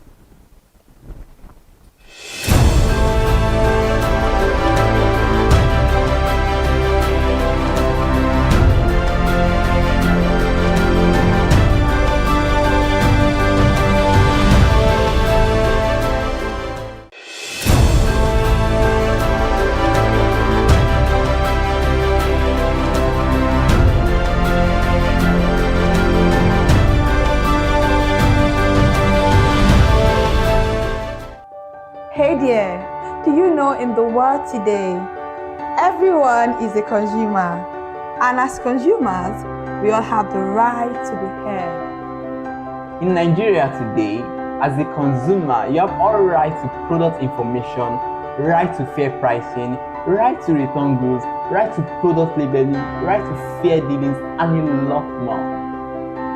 Well then, have you heard about the new media channel?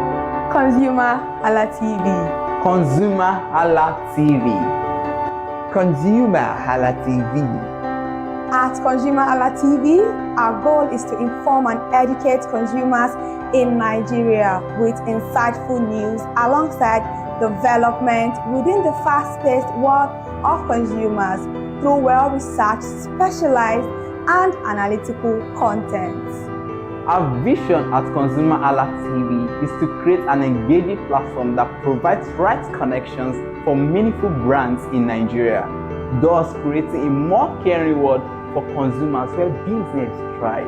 And guess what? Our ConsumerHalla brand is the first consumer complaint resolution portal in Nigeria, powered by a 72-hour feedback mechanism. We offer consumer advocacy, informative talk shows, branding promotions, advertising, and lots more. Connect with us via our YouTube channel at ConsumerHallaTV. Follow us on our Facebook page, ConsumerHallaTV, our Instagram page, ConsumerHallaTV, and do well to subscribe to our YouTube channel. Subscription is free. ConsumerHallaTV. At ConsumerHallaTV, you deserve to be heard. At ConsumerHallaTV, you deserve to be heard. So what you are saying now is it's more expensive right now. It's more expensive, but yesterday they removed 400. They removed 400 naira. Yeah. Okay. So what's making it that expensive? What changed between then and yesterday? Like according to my customer, he say when there is rain, the fish will begin to come out. It will be lesser price, but because of the dry season, it's cost. Yes. So what are your customers saying? Are they still buying in bulk? Are they still buying in quantity, or they've reduced, the purchasing power has reduced? Their purchasing power reduced because like the fish now 200 naira one is very small. Maybe if somebody that want to buy like 5, if you look, you will say, let me go and buy fish. Something like that, you reduce. Okay, so my final question from you, where do you get your goods from? Which markets do you get them from? I'm buying from this my 12. You buy from my 12 market? Yeah. Okay. Thank you so much for your time, ma'am. Thank you.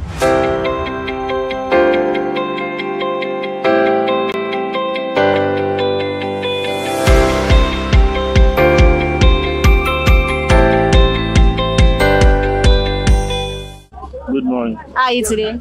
I'm fine. Okay, can you tell me your name? My name is Gani Mustafa Olariwaju. Okay, Mr. Gani, what do you sell in this market?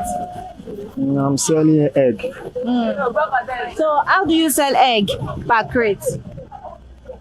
Now it's 5,800. 5,800. Yes. Okay. So has there been recent change in like few months? Have you been selling it? Oh, you're 13 for the past 2 months. Is it what you're still selling it now?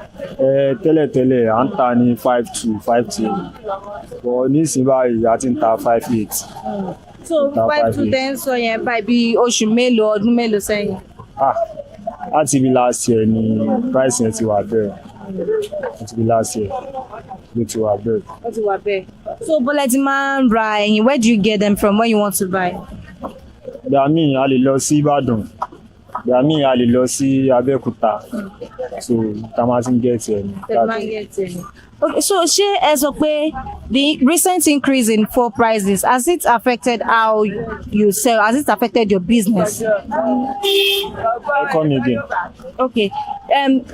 Owó epo tó ti ga sókè yẹn, the recent increase in fuel price, ṣé ẹ sọ pé transportation cost, ṣé ẹ sọ pé ó ti affect bí oye tẹ́ńtà ẹyin ṣe rí? Ṣe rí epo yẹn náà wà nù ẹ̀. Ẹlẹ́ẹ̀kejì náà oúnjẹ adìẹ náà tó ń jẹ, oúnjẹ adìẹ náà ti wọ́n. Bàtà bá béèrè pé kí ló dé tí ó fi wọ́n máa ní epo ti wọ́n. So epo yẹn ti jẹ́ kó affect gbogbo business. Ó ti jẹ́ kó affect. So ṣé báwo àwọn customer yẹn ṣe wá, ṣọ́ọ̀ṣì wọn máa ń ra in bulk bọ́n ṣe máa ń ra tẹ́lẹ̀, àbí wọ́n tẹ̀ wá ń complain wọn kì í rà dáadáa mọ́? Kó ọjà ò dàbí tìgbà kan bọ̀ a manage ṣá, dúpẹ́ fọ́lọ́run. So final question mi fún yín, oye tẹ́ ta ní last month, ṣé oye tẹ́ ń ta ní month? Bá a ṣe ń ta náà ni. Bẹ́ẹ̀ ṣe ń ta náà nìyẹn. All right, thank you so much for your time. Thank you.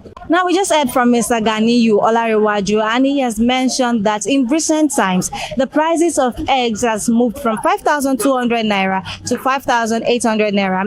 Now, he has attributed this increase in price change to two different factors, transportation cost and the prices of feed in the farms. Now, let's hear from other traders in the market.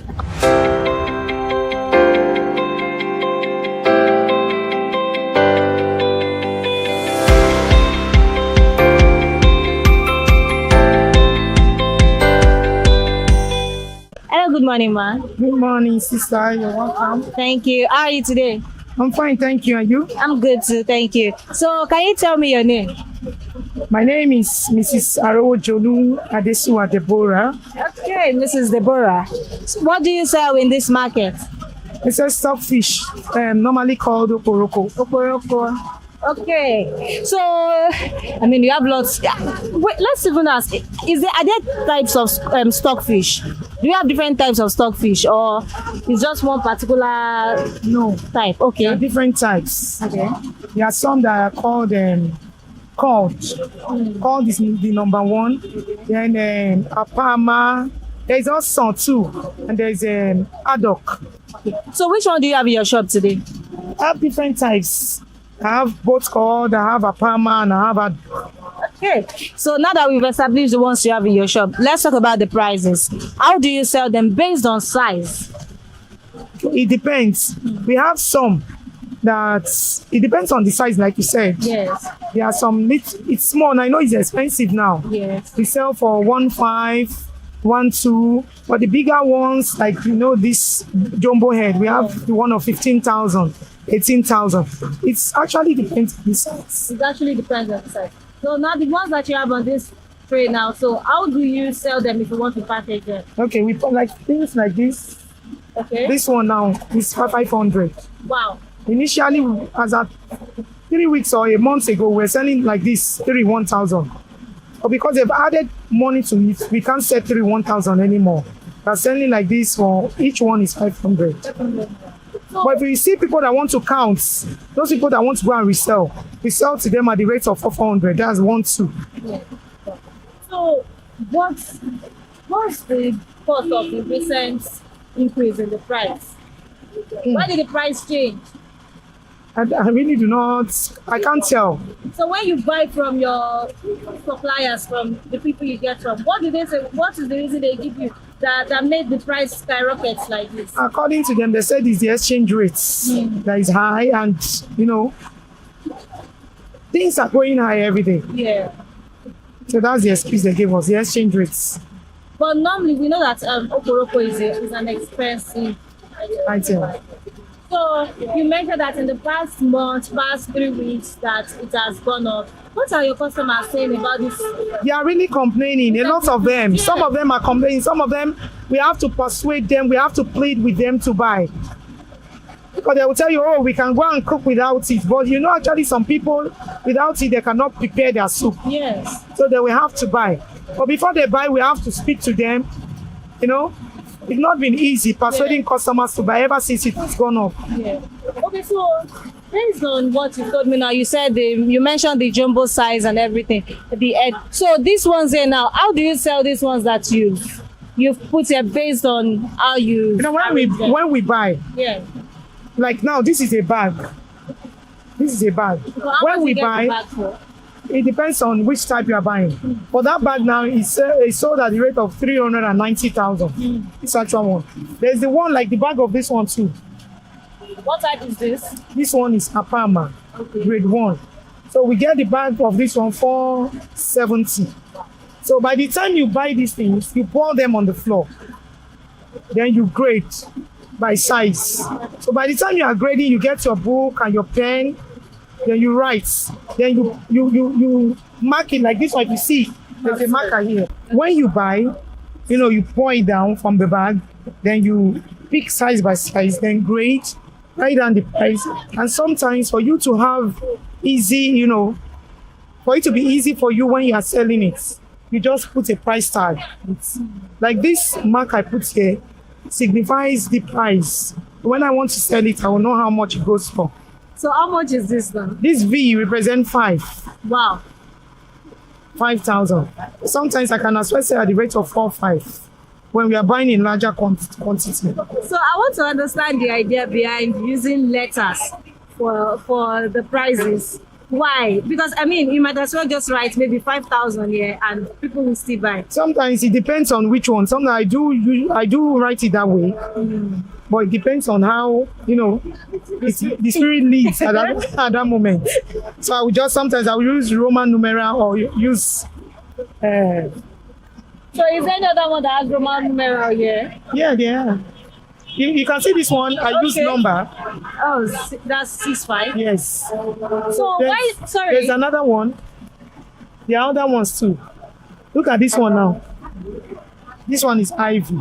This is 4, 5. 4, 5. 5 take away 1. Wow. Okay, so this one now, compared with this one that you showed me the first time, that one seems bigger than this, but this one is more expensive than that one. This one is 6,500. That one you showed me the first time was 5,000 naira. Yes. So why? Because this one now to me seems bigger than this. No. This one is bigger. It has weight. It's more weight. Sometimes stockfish can spread to be large, but it's by the weight. Even from the bag, it came with 30 kg. So now I understand this. So what is the most affordable amount someone can get stockfish in your shop today? There's the one of 500, but we don't sell the one of 200 anymore. Initially, we were tying 500, but all those are stopped because if you do it, the money will not be complete. Wow. I'm looking at one type of stockfish over there, this long rod. What type is that one? This one is awesome. It's called awesome. Awesome. Yes. Awesome. Wow. So how much is this? This one goes at the rate of 12,000. 12,000 naira. Okay, so out of all this type of stockfish that you've mentioned, which one do your customers buy more? Which one do they like most? The head. The head of which one? You know, also the cod and this one. Which particular? That's apama actually. The apama. Why? Because it's sweeter and you know, cod is actually the most expensive. But people hardly buy because if adibin is called this size, you see it not less than 8,000. Wow. And apama this size going for 5,000. You know, it's cheaper for them. Yes. And apama is sweet. It scents, gives good scent, good taste. Good taste. And there are some that you buy that will not have, you know, ants or being invaded by worm. Yeah. This one won't see it. Okay. So my last question for you, is there a particular season where stockfish, you know, gets scarce or it's more abundant in the market? Time when it gets scarce is around, you know, January, February. It's always scarce. December time, you see it, but not much. Okay. Not that much, because, you know, the demand will be more. Then people want to take it to travel out, want to use it for the festive season and all of that. So why is it scarce during January and February? You know, some of their company would have gone on holiday. The production company where they produce it overseas. You know, it's a foreign goods. Yeah. Comes from outside the country, from Norway and all of that. So some of them go on holiday after the December production and everything to return by March. So during that period where they are on holiday, it will be scarce, to be limited in the market. Yeah. Okay. Thank you so much for your time. God bless you.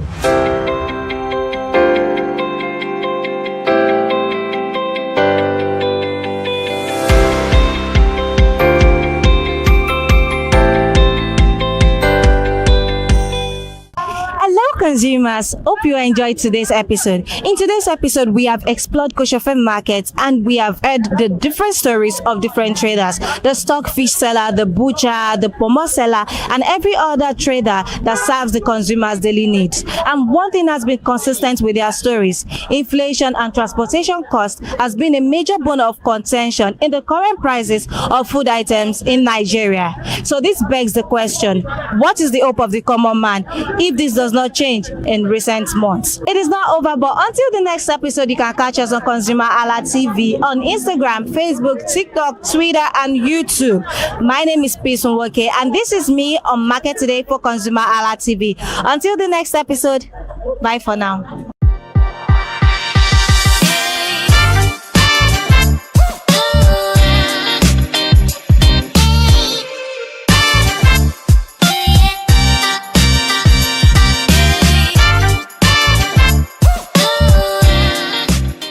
Hi people, my name is Mo Fakorede and I am a filmmaker and a film director, and you're watching ConsumerHalla TV. ConsumerHalla TV is everything consumer advocacy, consumer rights, everything that has to do with consumers. On this TV, you'd watch, you'd learn, you'd be educated, and you'd be entertained. Keep watching ConsumerHalla TV. My name is Olubukola Ozone, a photographer and a social media enthusiast. You're watching ConsumerHalla TV.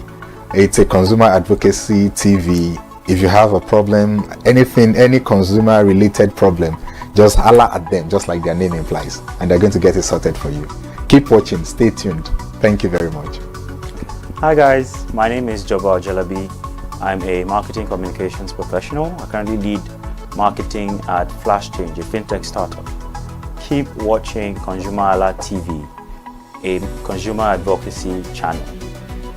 Hello, my name is ConsumerHalla. I'm an actor and I am on ConsumerHalla TV. Now, ConsumerHalla TV is a consumer advocacy channel. So if you have any issues, consumer related issues with brands and services, you can reach out to them and they'll be sure to handle it or to cater to you.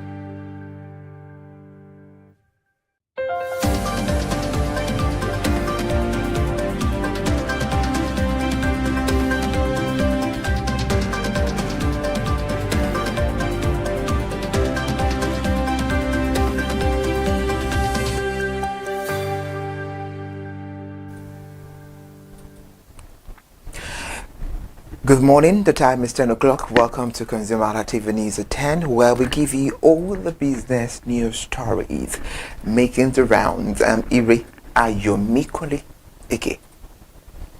Let's begin the news at 10 with the federal government. The federal government is partnered with Meta to launch the Gulf Guide Nigeria, an artificial intelligence-powered chatbot designed to provide Nigerians with easier access to information and government services in multiple local languages. The initiative was unveiled following the release of Meta Economic Impact Report in Nigeria. According to the Federal Ministry of Communications, Innovation and Digital Economy, the platform was developed through a collaboration involving the ministry, the National Center for Artificial Intelligence and Robotics, Meta, and local technology firm. The chatbot is fully operational and it also supports both voice and text interactions. The government officials say the Gulf Guide Nigeria will offer seamless access to information and public services through a web-based platform, as the service supports communication in English, Hausa, Igbo, and Yoruba, making it more accessible to citizens across the country. The Minister of Communications, Innovation and Digital Economy, Dr. Bosun Tijani, said the initiative aligns with the government effort to improve public service delivery through emerging technologies, as it noted that deploying AI-powered tools in local languages will strengthen transparency, trust, and citizen engagement. The Meta's head of public policy, Shade Dada, described the project as a practical example of how open source artificial intelligence can support the economic growth and productivity. She said the government guide in Nigeria demonstrates how innovative technologies can be applied to address real-life challenges while supporting Nigeria's digital economy ambitions. Technology company IPNX Nigeria has cautioned organizations against embracing artificial intelligence without first establishing the reliable system, quality data, and sustainable digital infrastructure. The warning was issued during the 2026 edition of the IoT West Africa Conference and Exhibition in Lagos State.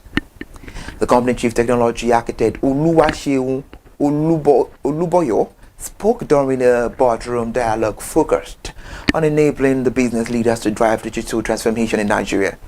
He stressed that technology adoption should be guided by business needs rather than industry trends. Mr. Oluboyo explained that successful digital transformation begins with understanding customer requirement and identifying operational challenges before introducing technological solutions. He noted that many organizations focus on acquiring new technologies without building the systems required to support them. According to him, poor data quality and weak operational processes can significantly undermine the effectiveness of artificial intelligence. He warned that AI system can amplify the existing problems if organizations fail to properly manage their data and workflows. The technology expert also expressed concern over Africa's dependence on foreign-based cloud infrastructure as they urged government and businesses to invest in local digital systems to improve data security, privacy protection, and compliance with regulatory requirements. The Nigerian National Petroleum Company Limited is considering a partnership model that could allow Chinese investors to acquire about 51% equity in the Port Harcourt and Warri refineries as part of effort to rehabilitate and reposition the facilities. The proposal emerged after NNPC signed a memorandum of understanding with the Sanjiang Chemical Company Limited and the Xinjiang Industrial Park Operation and Management Company Limited in China. The agreement focuses on a potential technical equity partnership for the refining asset. Sources familiar with the arrangement disclosed that the partnership is being structured along the lines of the Nigeria LNG model, featuring equity participation, joint governance, and long-term operational involvement by the Chinese firms. The proposed collaboration is expected to support the completion of outstanding rehabilitation work, improve operational performance, expand refinery capacity, and enhance fuel reduction standard. The parties also explore opportunities in petrochemicals and gas-based industrial projects. The NNPC Group Chief Executive Officer, Mr. Bayo Julari, described the agreement as a significant milestone in identifying technical equity partners capable of restarting and expanding the refineries. He added that any final agreement will remain subject to regulatory approvals and further negotiations. Let's talk about aviation. The Minister of Aviation and Aerospace Development, Festus Keyamo, has called for stronger regional cooperation to unlock the economic potential for Africa's aviation industry. The plea was made during the annual lecture series of the Chartered Institute of Logistics and Transport in Abuja, the Federal Capital Territory.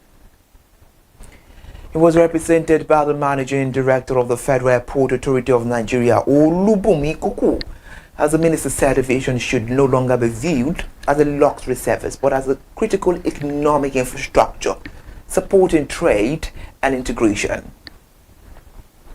Ms. Kuku noted that improved air connectivity remains essential for industrialization, investment, tourism growth, and job creation across the continent. She said Africa's economic opportunities would remain largely untapped unless countries improve the improvement across borders. She highlighted the objectives of the Yamoussoukro Code decision and the single African air transport market, which seek to remove restrictions affecting African airlines and also promote a liberalized aviation market. According to her, greater liberalization would lead to lower airfares, increased flight frequencies, stronger tourism traffic, and measurable economic growth. She added that the cost of delaying reforms will be far greater than the challenges associated with implementing them.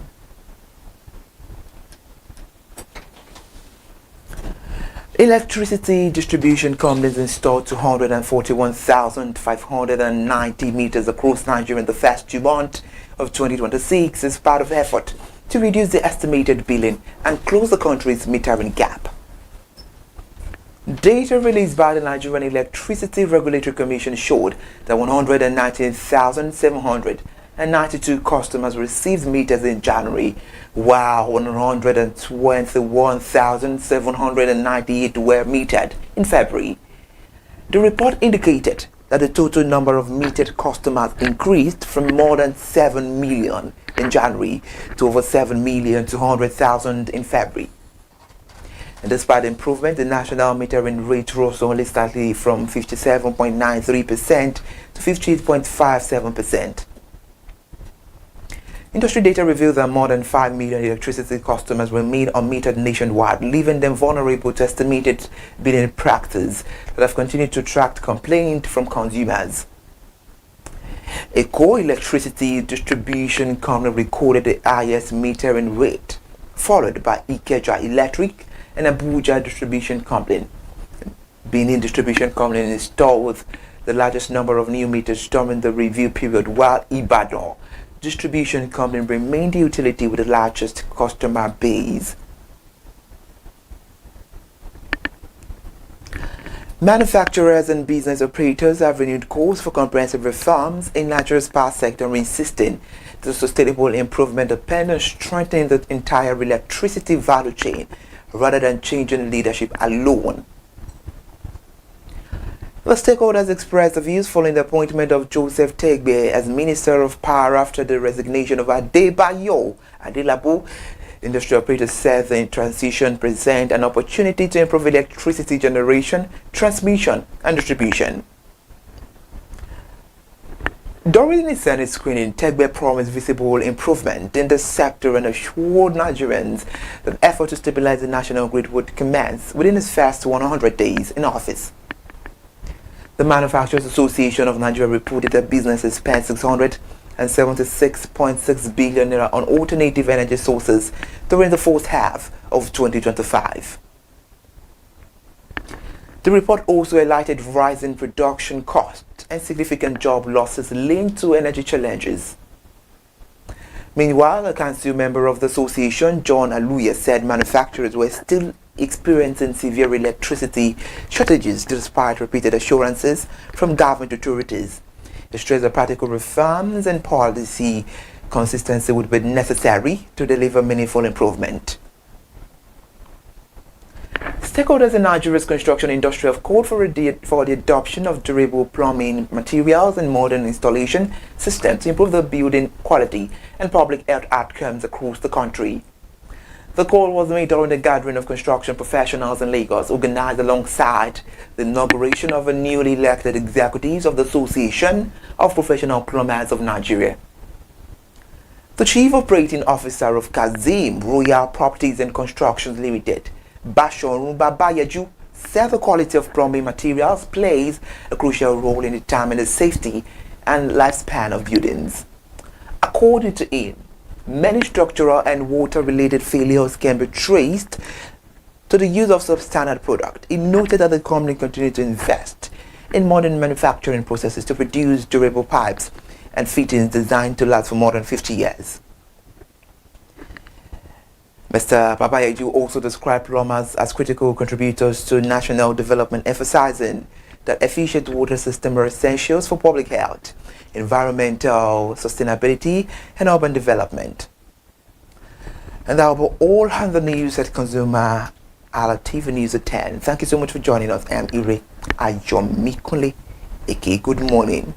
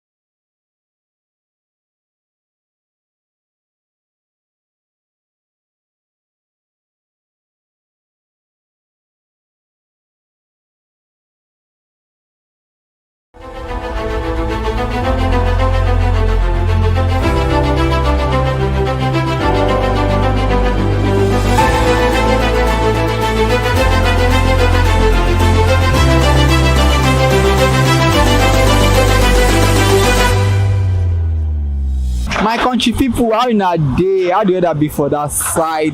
Now your worker should be this our market today. And guess what? Now Dr. Aluminium Village I did today. We are going to ask traders where they invest for building materials, how the inflation rates and exchange rates, as well as high transportation costs, how they affect their business. You know, say aluminium they important where we say people they use build house. So today, may you hear from their mouths how everything be for this market. Come with me as we go to enjoy this section together. My name is Narimofeko Forola. Come together.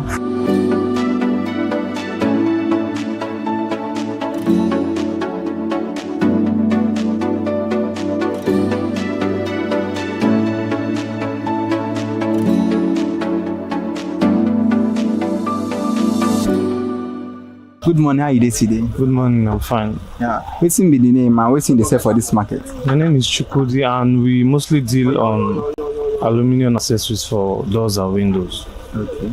So how the price be in recent months? Price has been, fluctuating. It will be high today, it will go down tomorrow.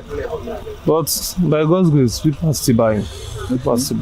So you say it don't fluctuate and all that. Maybe we can look at specific building material, door materials and window material. They say maybe look at specific one and the current price. Okay, if I should use let me use net for example. As at maybe last month there are varieties of net. There are like 3 varieties. We have the small, we have the medium, we have the big. Let me use the big one for example. We used to sell the big one for 23,000. So recently now that 23,000 is 26,000. 26. Yeah. The small one, the same thing. We used to sell for 5,000. Now it's like 5,500, 6,000. So that is just it. I don't know if it's because of maybe the inflation of dollar and the deflation. I don't know, but that's just what we are facing now, the current market. Okay, how about the one for windows and every other one? The one for windows, like we have what we call door key, we have what we call window key. those ones their adding is not that like much. Like for the window now we sell 700 before. Now it's 750. We sell for the door we sell 26 before, now it's 28. So it's just most of them added like huge amount. Most just add a few amount. But people are still buying. Though they will complain. It's not how much I bought it last. I say that is what we are seeing. They say no problem, we'll still buy it. Okay, so maybe consider the one where we say they go high. Which of the materials they go high currently? Which one they are very expensive? You mentioned some that time. Maybe mention more where we say they're expensive.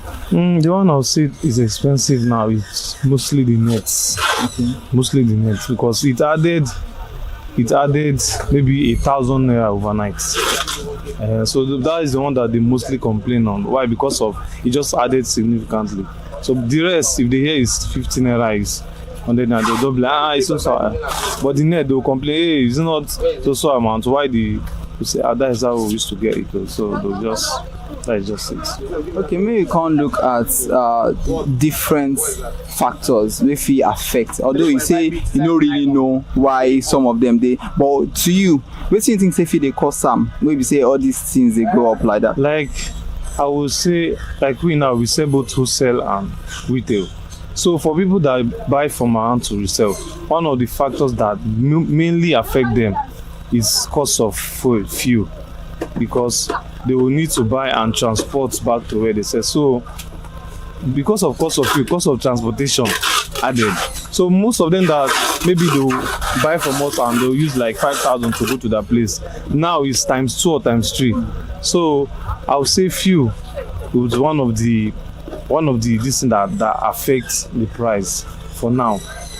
I will not say maybe dollar rate and the rest, because most of these things are done here. It's just maybe cost of importing the materials. So for now. Okay, so maybe you can't do now.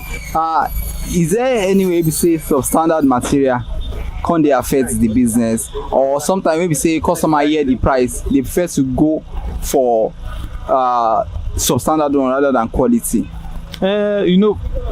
Different people with different way of them working. I will not say substandard in this line. I will say they are the ones that they are goods that are lesser. Why? Because it's not the same quality with the other one. So I will not call it substandard. You get? It's just they are not the same quality. So though we have examples like that the same product but different price. Why? One is more, maybe one has name. The other one they are just coming to the market maybe to make name, so they are reduced priced. Okay, so if you want to consider profitability for this business in recent months, and then how you go compare them? Profitability, at least I would say we are evolving. Like when I say we are evolving, every year, if it's 1%, at least we are just trying to better our expenses and balance everything with business, family. So we thank God. It's not about power. It's not as if maybe we know it too. They do. Just God, nothing else. Okay, so majorly your customers, are they contractors or home builders, or who be people who say majorly they buy from you? Majorly, let me say both. We have both contractors, we have resellers, we have wholesalers. So but mainly will be resellers, because they are the ones buying in quantity, like in bulk. Though contractors do buy in bulk, but majorly resellers, they buy in bulk and they go back and sell and make profits. Okay, so for future, you think wetin be the risk wey you think say fit dey for this business in terms of price, wey fit go up or decrease? Risk? I would say there's no risk that is not worth taking. So any risk will jam, and Nigeria will find our way around it. That is just it. Thank you for your time. No worries.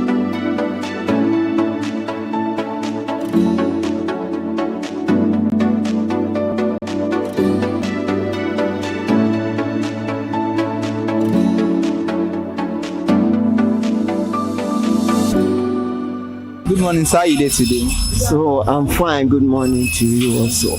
What will be the name and what's in the sell for this Dokpemu Aluminium Village? We deal with glass. So we sell glass, and there are many type of glasses, right? There are 10 mm, 5 mm, 6 mm, 4 mm. Even sometimes they used to bring 3 mm also. Out of those sizes, there is blue reflective, there is ordinary blue, green reflective, ordinary green, gray reflective, ordinary gray, plain. Some people call it clear. So there is wire glass and many color like that. So there is it. Okay, you don't mention different glass with the 10 mm, 20, 15 mm, 8 mm, all of these ones. Mm. Yeah, maybe we can take them one after the other. Which of these glass now you say they demand for? Maybe say consumers they demand for the most. Okay. Let me see 5 mm and 4 mm, because the demand for 10 mm also, but those 10 mm that is the one they were using for partition and sliding door. That is 10 mm. But window they demand for 5 mm and 4 mm. So out of all these 10 mm, 5 mm and 4 mm for window and door, which one they most expensive now? It's all those 10 mm. They are the most expensive glasses for now. So why be saying that they more expensive? Now because they didn't demand or why? No, it's a special material. It's a special material. It's you that will demand for it. Not fabricator will just sir, let's use 10 mm. So it's you. That is what I want. So for sliding and partition, like that. All those are supermarket glasses where you see. So they are using 10 mm. So that is all. Okay, so maybe you can compare price of all these items now. We don't mention for the last few months and now. How the price don't be? The last few months price, it's more lesser than now. It's more lesser than now. Because what we are facing now on from our distributor now, but we don't have choice now. It's what we have passion for, so we cannot run for the work. So that is why we still remain there, and we are praying to God. So that is it. Okay, how much you can sell 10 mm, 5 mm, and 4 mm before and now? As at let's say 2 years ago, all those 4 mm, because it depends on the color. So like 4 mm tinted now, so we are selling it 60-something thousand naira then, but now it's around 81,000. Why? Tinted and reflective, same 4 mm, right? The same price. But blue reflective is 80-something also, close to 90,000. While gray reflective 4 mm is 90 plus. That one's close to 100. So that is it. Okay, so you don't talk say distributor sometimes if they increase price or all these things. What they sell for us, that we know. That is the time we know what we want to sell. Yeah. So that is it. So what do you think be the factors where they contribute to the increase of all these glass? You mean wetin you think say the reason wey say they go up this time? You know, if so far you finish your house, so you must do window now. So that is why, and if you not, okay, you know, when there is celebrating something around, you know, some people will say, I want to move to my house, I want to. So if it is the person that is on his feet well, so he will do many. You look at this window now, the one they did there. So it's one person that has it, and he was telling that before December he want to move to the place. So if I tell you that there is a time of maybe during market something or anytime that we can. So you know, we say factors like dollar rates or all those things. They it's also when the dollar rise, the glass also will rise, because those people that are used to, those importers, they deal with dollar. If they want to transfer, they transfer it with dollar. No, they don't accept naira. So that is it. So now contractors, do they deal with or personal homeowners or everybody all together? It's not the matter of saying maybe contractor is there within the. No, there is no intermediary. There is no intermediary between us and importer. Anything we want, we call them. This is what we want, sir. They will give us price. If the price is okay, we will tell them to bring it for us. So, but before they will bring it, we will settle them.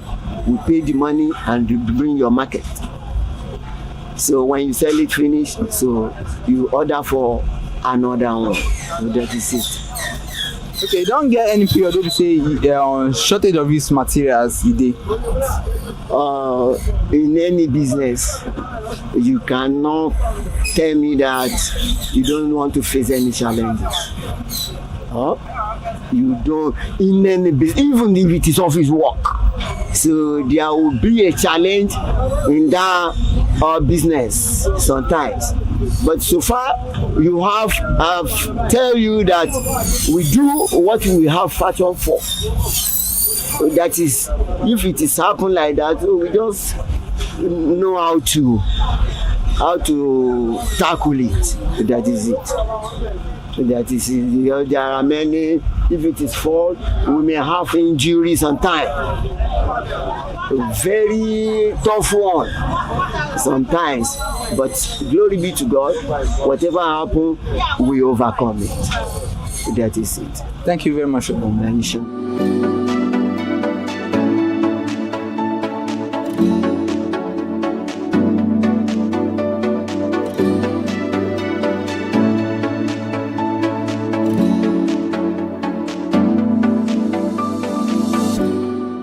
Good morning, how you dey today? Yeah, I'm fine, brother. Good morning. Yeah, wetin be the name and wetin they do for this Dopemu Aluminium Village? My name is K&F. K&F Aluminium. I see it on the wall there. This is casement window for a living house. And a hotel, you can do it for a living house, you can do it for your hotel. So this is what I do here. Okay, so this casement window now, wetin you dey do? Like I see say machine dey here, wetin you dey do for here? As you can see, I'm trying to like construct it to make it to form in the window. It's not yet a window, it's materials now. So I'm trying to construct it so that I can form a window, a casement window on it. Okay, so maybe we can look at this and say how the price don't be in recent years. The price now is far. Right now don't go far past last year, because last year was still better. But this year is very high. it's very high. It's on a high cost now. Okay, so this material for casement window, how much did they sell them last year and how much did they sell them now? Last year now, this is wheat. This is the one we use it to do frame. This one last year we dey sell am 9,000 something, 9,500. But now we dey sell am 14,500. Now you can see the difference from 9,000 to 40,000 within how many years? It's not up to that's 7 years or 8 years that we voted for president. You can see the difference. So what you can think say be the factor wey be say they cause this increase? Wetin dey cause that one I can't really say, but I can't really say because you know Nigeria alone, if you can't study Nigeria, you can't understand Nigeria, because if you are trying to study Nigeria, where you dey study and dey go, Nigeria dey go your way. So I no fit tell you the cost, but everything is bad. To my own view, everything is bad. I just see that this particular presidential seat is very bad. The governor is not good. The government is very bad. Okay, so how you can dey affect your own sale in that way? It affect my own sale because if I give customer price, depending on what we do last year, if I give customer price now, customer will say it's too high. I know I will not be able to do the job again. Therefore, I have lose the job to another side. So considering that price too, do you think say customer prefer say they would buy substandard or fake materials of original? All the customers now it's few that know that they use standard. The rest of the customers are going for lower price. The one that is lower, they are not going for high again. So you can't think say in nearest future now as everything they go, you think say chances fit they say may the price come down or may they go up? Of course, there's a lot of chances there. If another person come as a president that can be able to subdue and pity Nigeria for the suffering, things will be better, because there's a probability in Nigeria, because Nigeria is a good country, so there's probability that Nigeria can still be better with a good president. Okay. So lastly, I want to ask you now, when they consider the profitability now for this business for previous year and now, how will it take be? It's like compare this year and yesterday and last year. This year and last year. This year is very poor. Last year was far better. This year is not good. So where the supply they come from and how frequent your suppliers they change the price to? The like importers, they import from China. So the price changes at any time, depending on how dollar is rising and falling. If dollar fall, material might fall with 5 naira different or 15 naira different. But if dollar high, it's high with 200, 500. But when it's going down with a little price, like 100 naira, 15 naira. But if it's going to high, it's going 500, 300, 200. That's. Thank you for it. Thank you. You're welcome.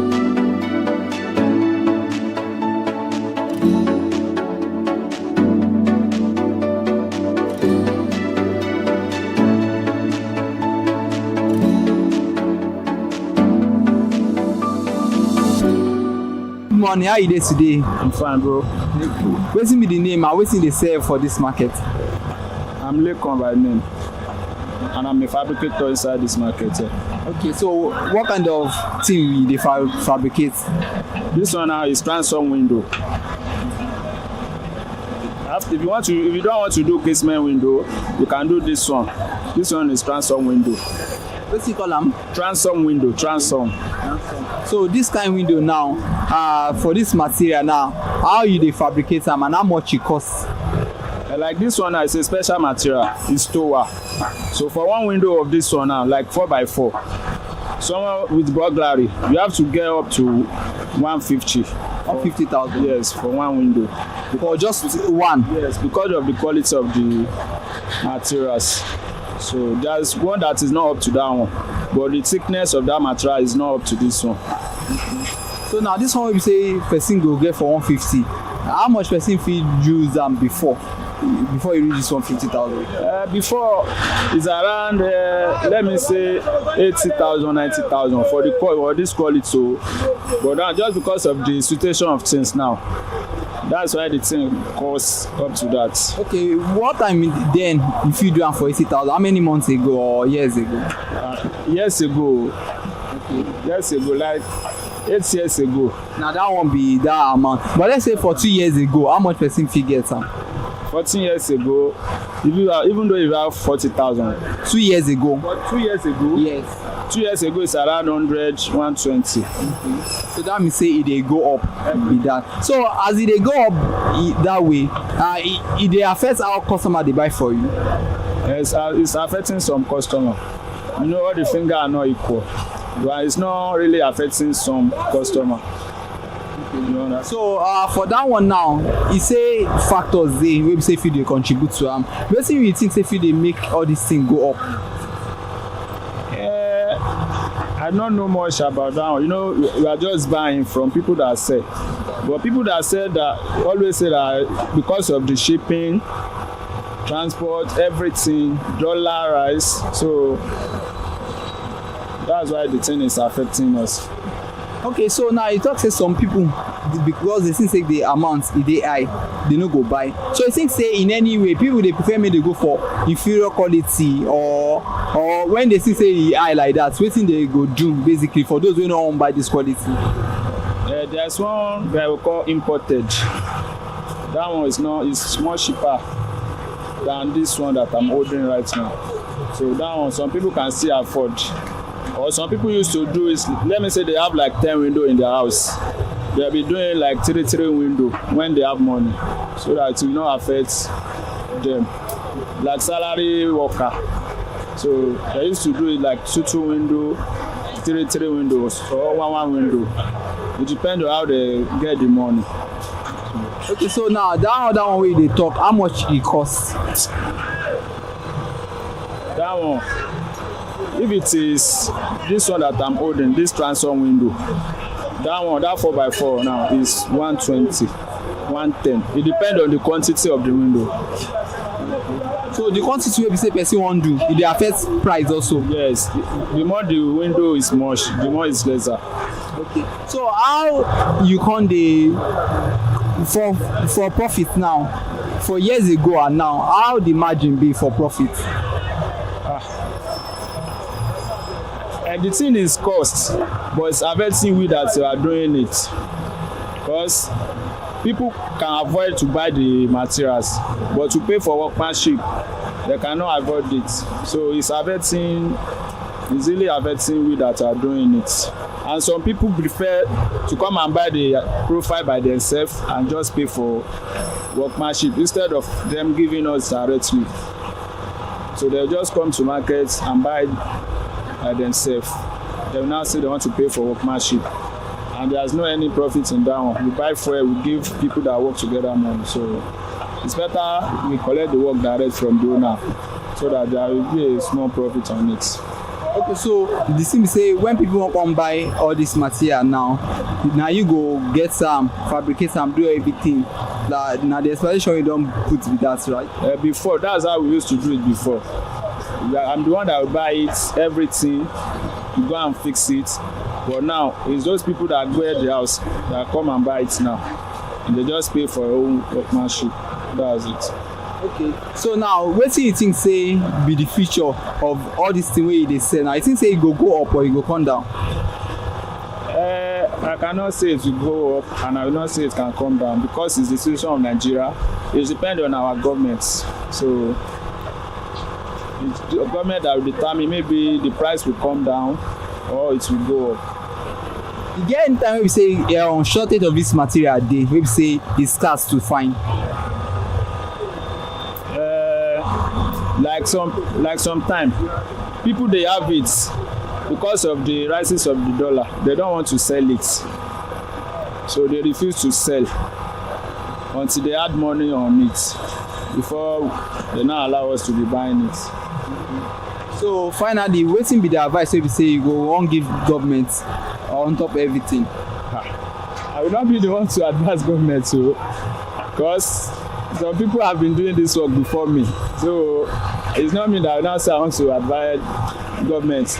Our own prayer just, no matter how the thing is hard, we should be seeing our own to do.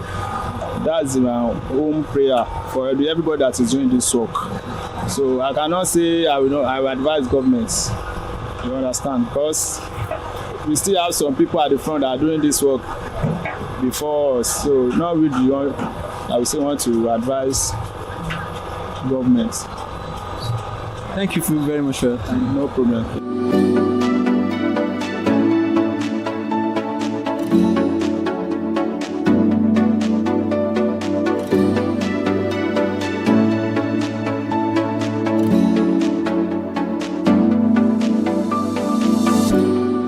My fellow country people, thank you for staying tuned. And we don't hear from all the traders where we speak to today say different factors they affect their business. And some people say importation costs they affect. So I some say feel they affect the price of everything wey they do for a year. So if you want build house this time around, no say na serious business and a serious money you need to invest in building your house. But make sure say you get standard materials, no go for substandard materials. My name is Koforola, and until the next edition, make sure say you subscribe to our channel at ConsumerHalla. Stay blessed and enjoy the rest of your day.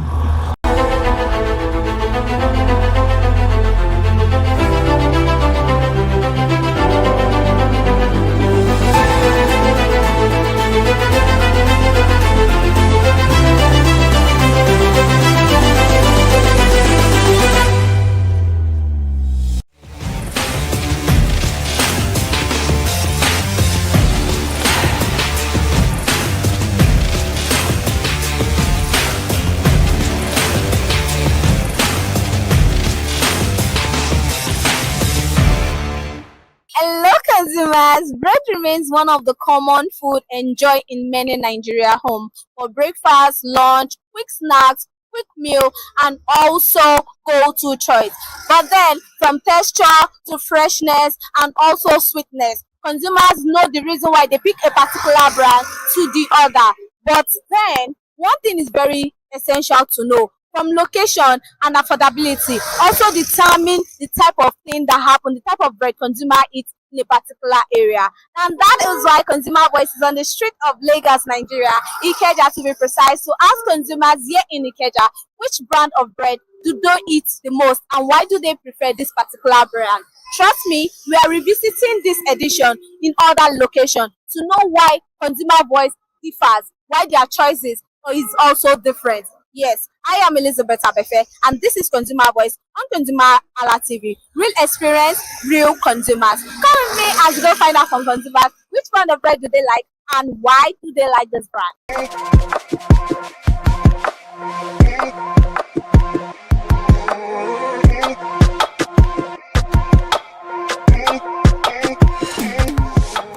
Good morning, ma.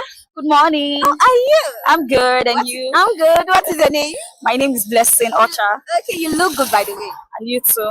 Thank you. Do you eat bread? Yes, I do. Which brand? So I eat Boko, Prestige bread. Yeah. So which one is your favorite between both?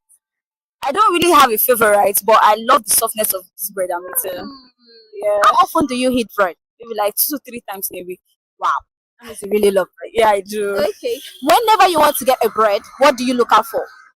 Okay, I check the expiry date. I think that's one of the most important things you should check before buying any product. So I check the expiry date. Okay. So what do you love enjoying with your bread? So akara, butter, boiled eggs. Yeah, so I do. You explain your bread a lot. Yes, I do. Okay. Now, how do you get to know about Boku and Prestige bread? I feel like there are adverts in my area. They're always advertising, and my friends were like, have you tested Boku? The softness, the butter, like, and I'm like, okay, let me even try it. So that's like, you follow the crowd. Yes, I follow the crowd. Okay, now I want you to rate Boku bread over 10 based on your experience. Okay. How well will you rate them? So I'll give it 8 over 10. 10 is a good. Yeah. Okay, is there anything you want them to do better to satisfy their customer? Okay, maybe you should increase the size. When it started initially, the size was, very big, but now they've reduced it, maybe because of inflation. But they should increase the size. Okay, now, growing up, which bread do you remember you love eating with your family and you miss back then? Oh, God. I think S&G came in newly, but S&G. Yeah. Is it still available? Yes, it's still available. Thank you very much. Yeah.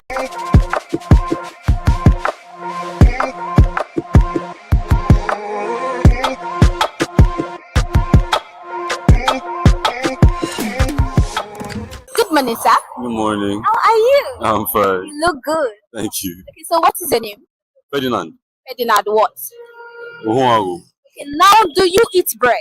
Yeah. How often do you eat bread? Every Thursday and Sunday. I love that. You have timetable for that. Yeah. Okay, now which brand do you love eating? Which brand do I love? It's not in Lagos. It's called One More. In Edo State. Yeah. So now let me get it right. The brand you love eating is in Benin. Yeah. So how do you eat bread Thursday and Friday? Do they waving it down here? No, that's the brand I love eating, but that's not the brand I eat all the time. Okay, now let me ask you, which brand you eat all the time? So soft. So soft. Why do you like so soft? Because it's as the name implies, it's so soft. Okay, now what do you look out for whenever you want to purchase a bread? When you get there to buy so soft now, what do you tell them? I don't tell them. I just take it and I hold it in my hand. Check the if it's brown or white, and then check how soft it is. Yeah. So which one do you like, brown or white? I think it depends. I don't know. Sometimes because we buy two loaves, so I just get brown and white, and then anyone I pick at the time. I don't have a preference, to be honest. Okay, so what's that favorite thing you enjoy eating with your bread? I put mayonnaise on it, eggs, omelets, and then toast it. I love. So you explore with your bread? Easily, every time. Okay, now the one in Benin, why do you prefer that brand? Because every time we bought it in my house, every time we bought it, we used to go to the bakery. We don't buy it we go to the bakery, so we wait for them to make the last one that they made. We pick it up and then we take it. So yeah, it was always just it was really good. It was very, very organic. Yeah. Okay, now I want you to rate So Soft over 10 and also the Benin one over 10. How will you rate both brands? So Soft is a 8. The Benin one is a 10. Easily. Is there anything you like So Soft to do better to satisfy the customer? And I know you've given the Benin one 10, but then is there anything you want them to do better? I think I would have wanted them to expand so that they are in Lagos. I think that's all. That's mostly it. I don't really know how it is now because it was years ago but I don't really know how it is now. But if they just expanded, I would love that. And then for So Soft, I would want their bread to be softer. Okay. Yeah, because sometimes it's good, sometimes it's bad, sometimes it's not as soft as you want it to be. So yeah. Okay, now growing up, do you remember the bread you eat with your family back then? Yeah, Royal Cream. You miss Royal Cream? Is it still available? I don't think it's still available. They're not in the place that they normally used to be, but yeah, I miss it. But I think it's not. I don't have it. It's not that bad that I want to find it. Yeah. Compared to back then and the bread you eat now, which one do you think is better? The bread I eat now compared to back then, I would pick the bread compared to bread back then. Yeah. Why? Is there a reason why? I still prefer Royal Cream to So Soft. I think So Soft was just kind of an alternative. So I just okay, this deep as it's not that bad, like you understand. So yeah. Thank you very much, sir. All right, thank you.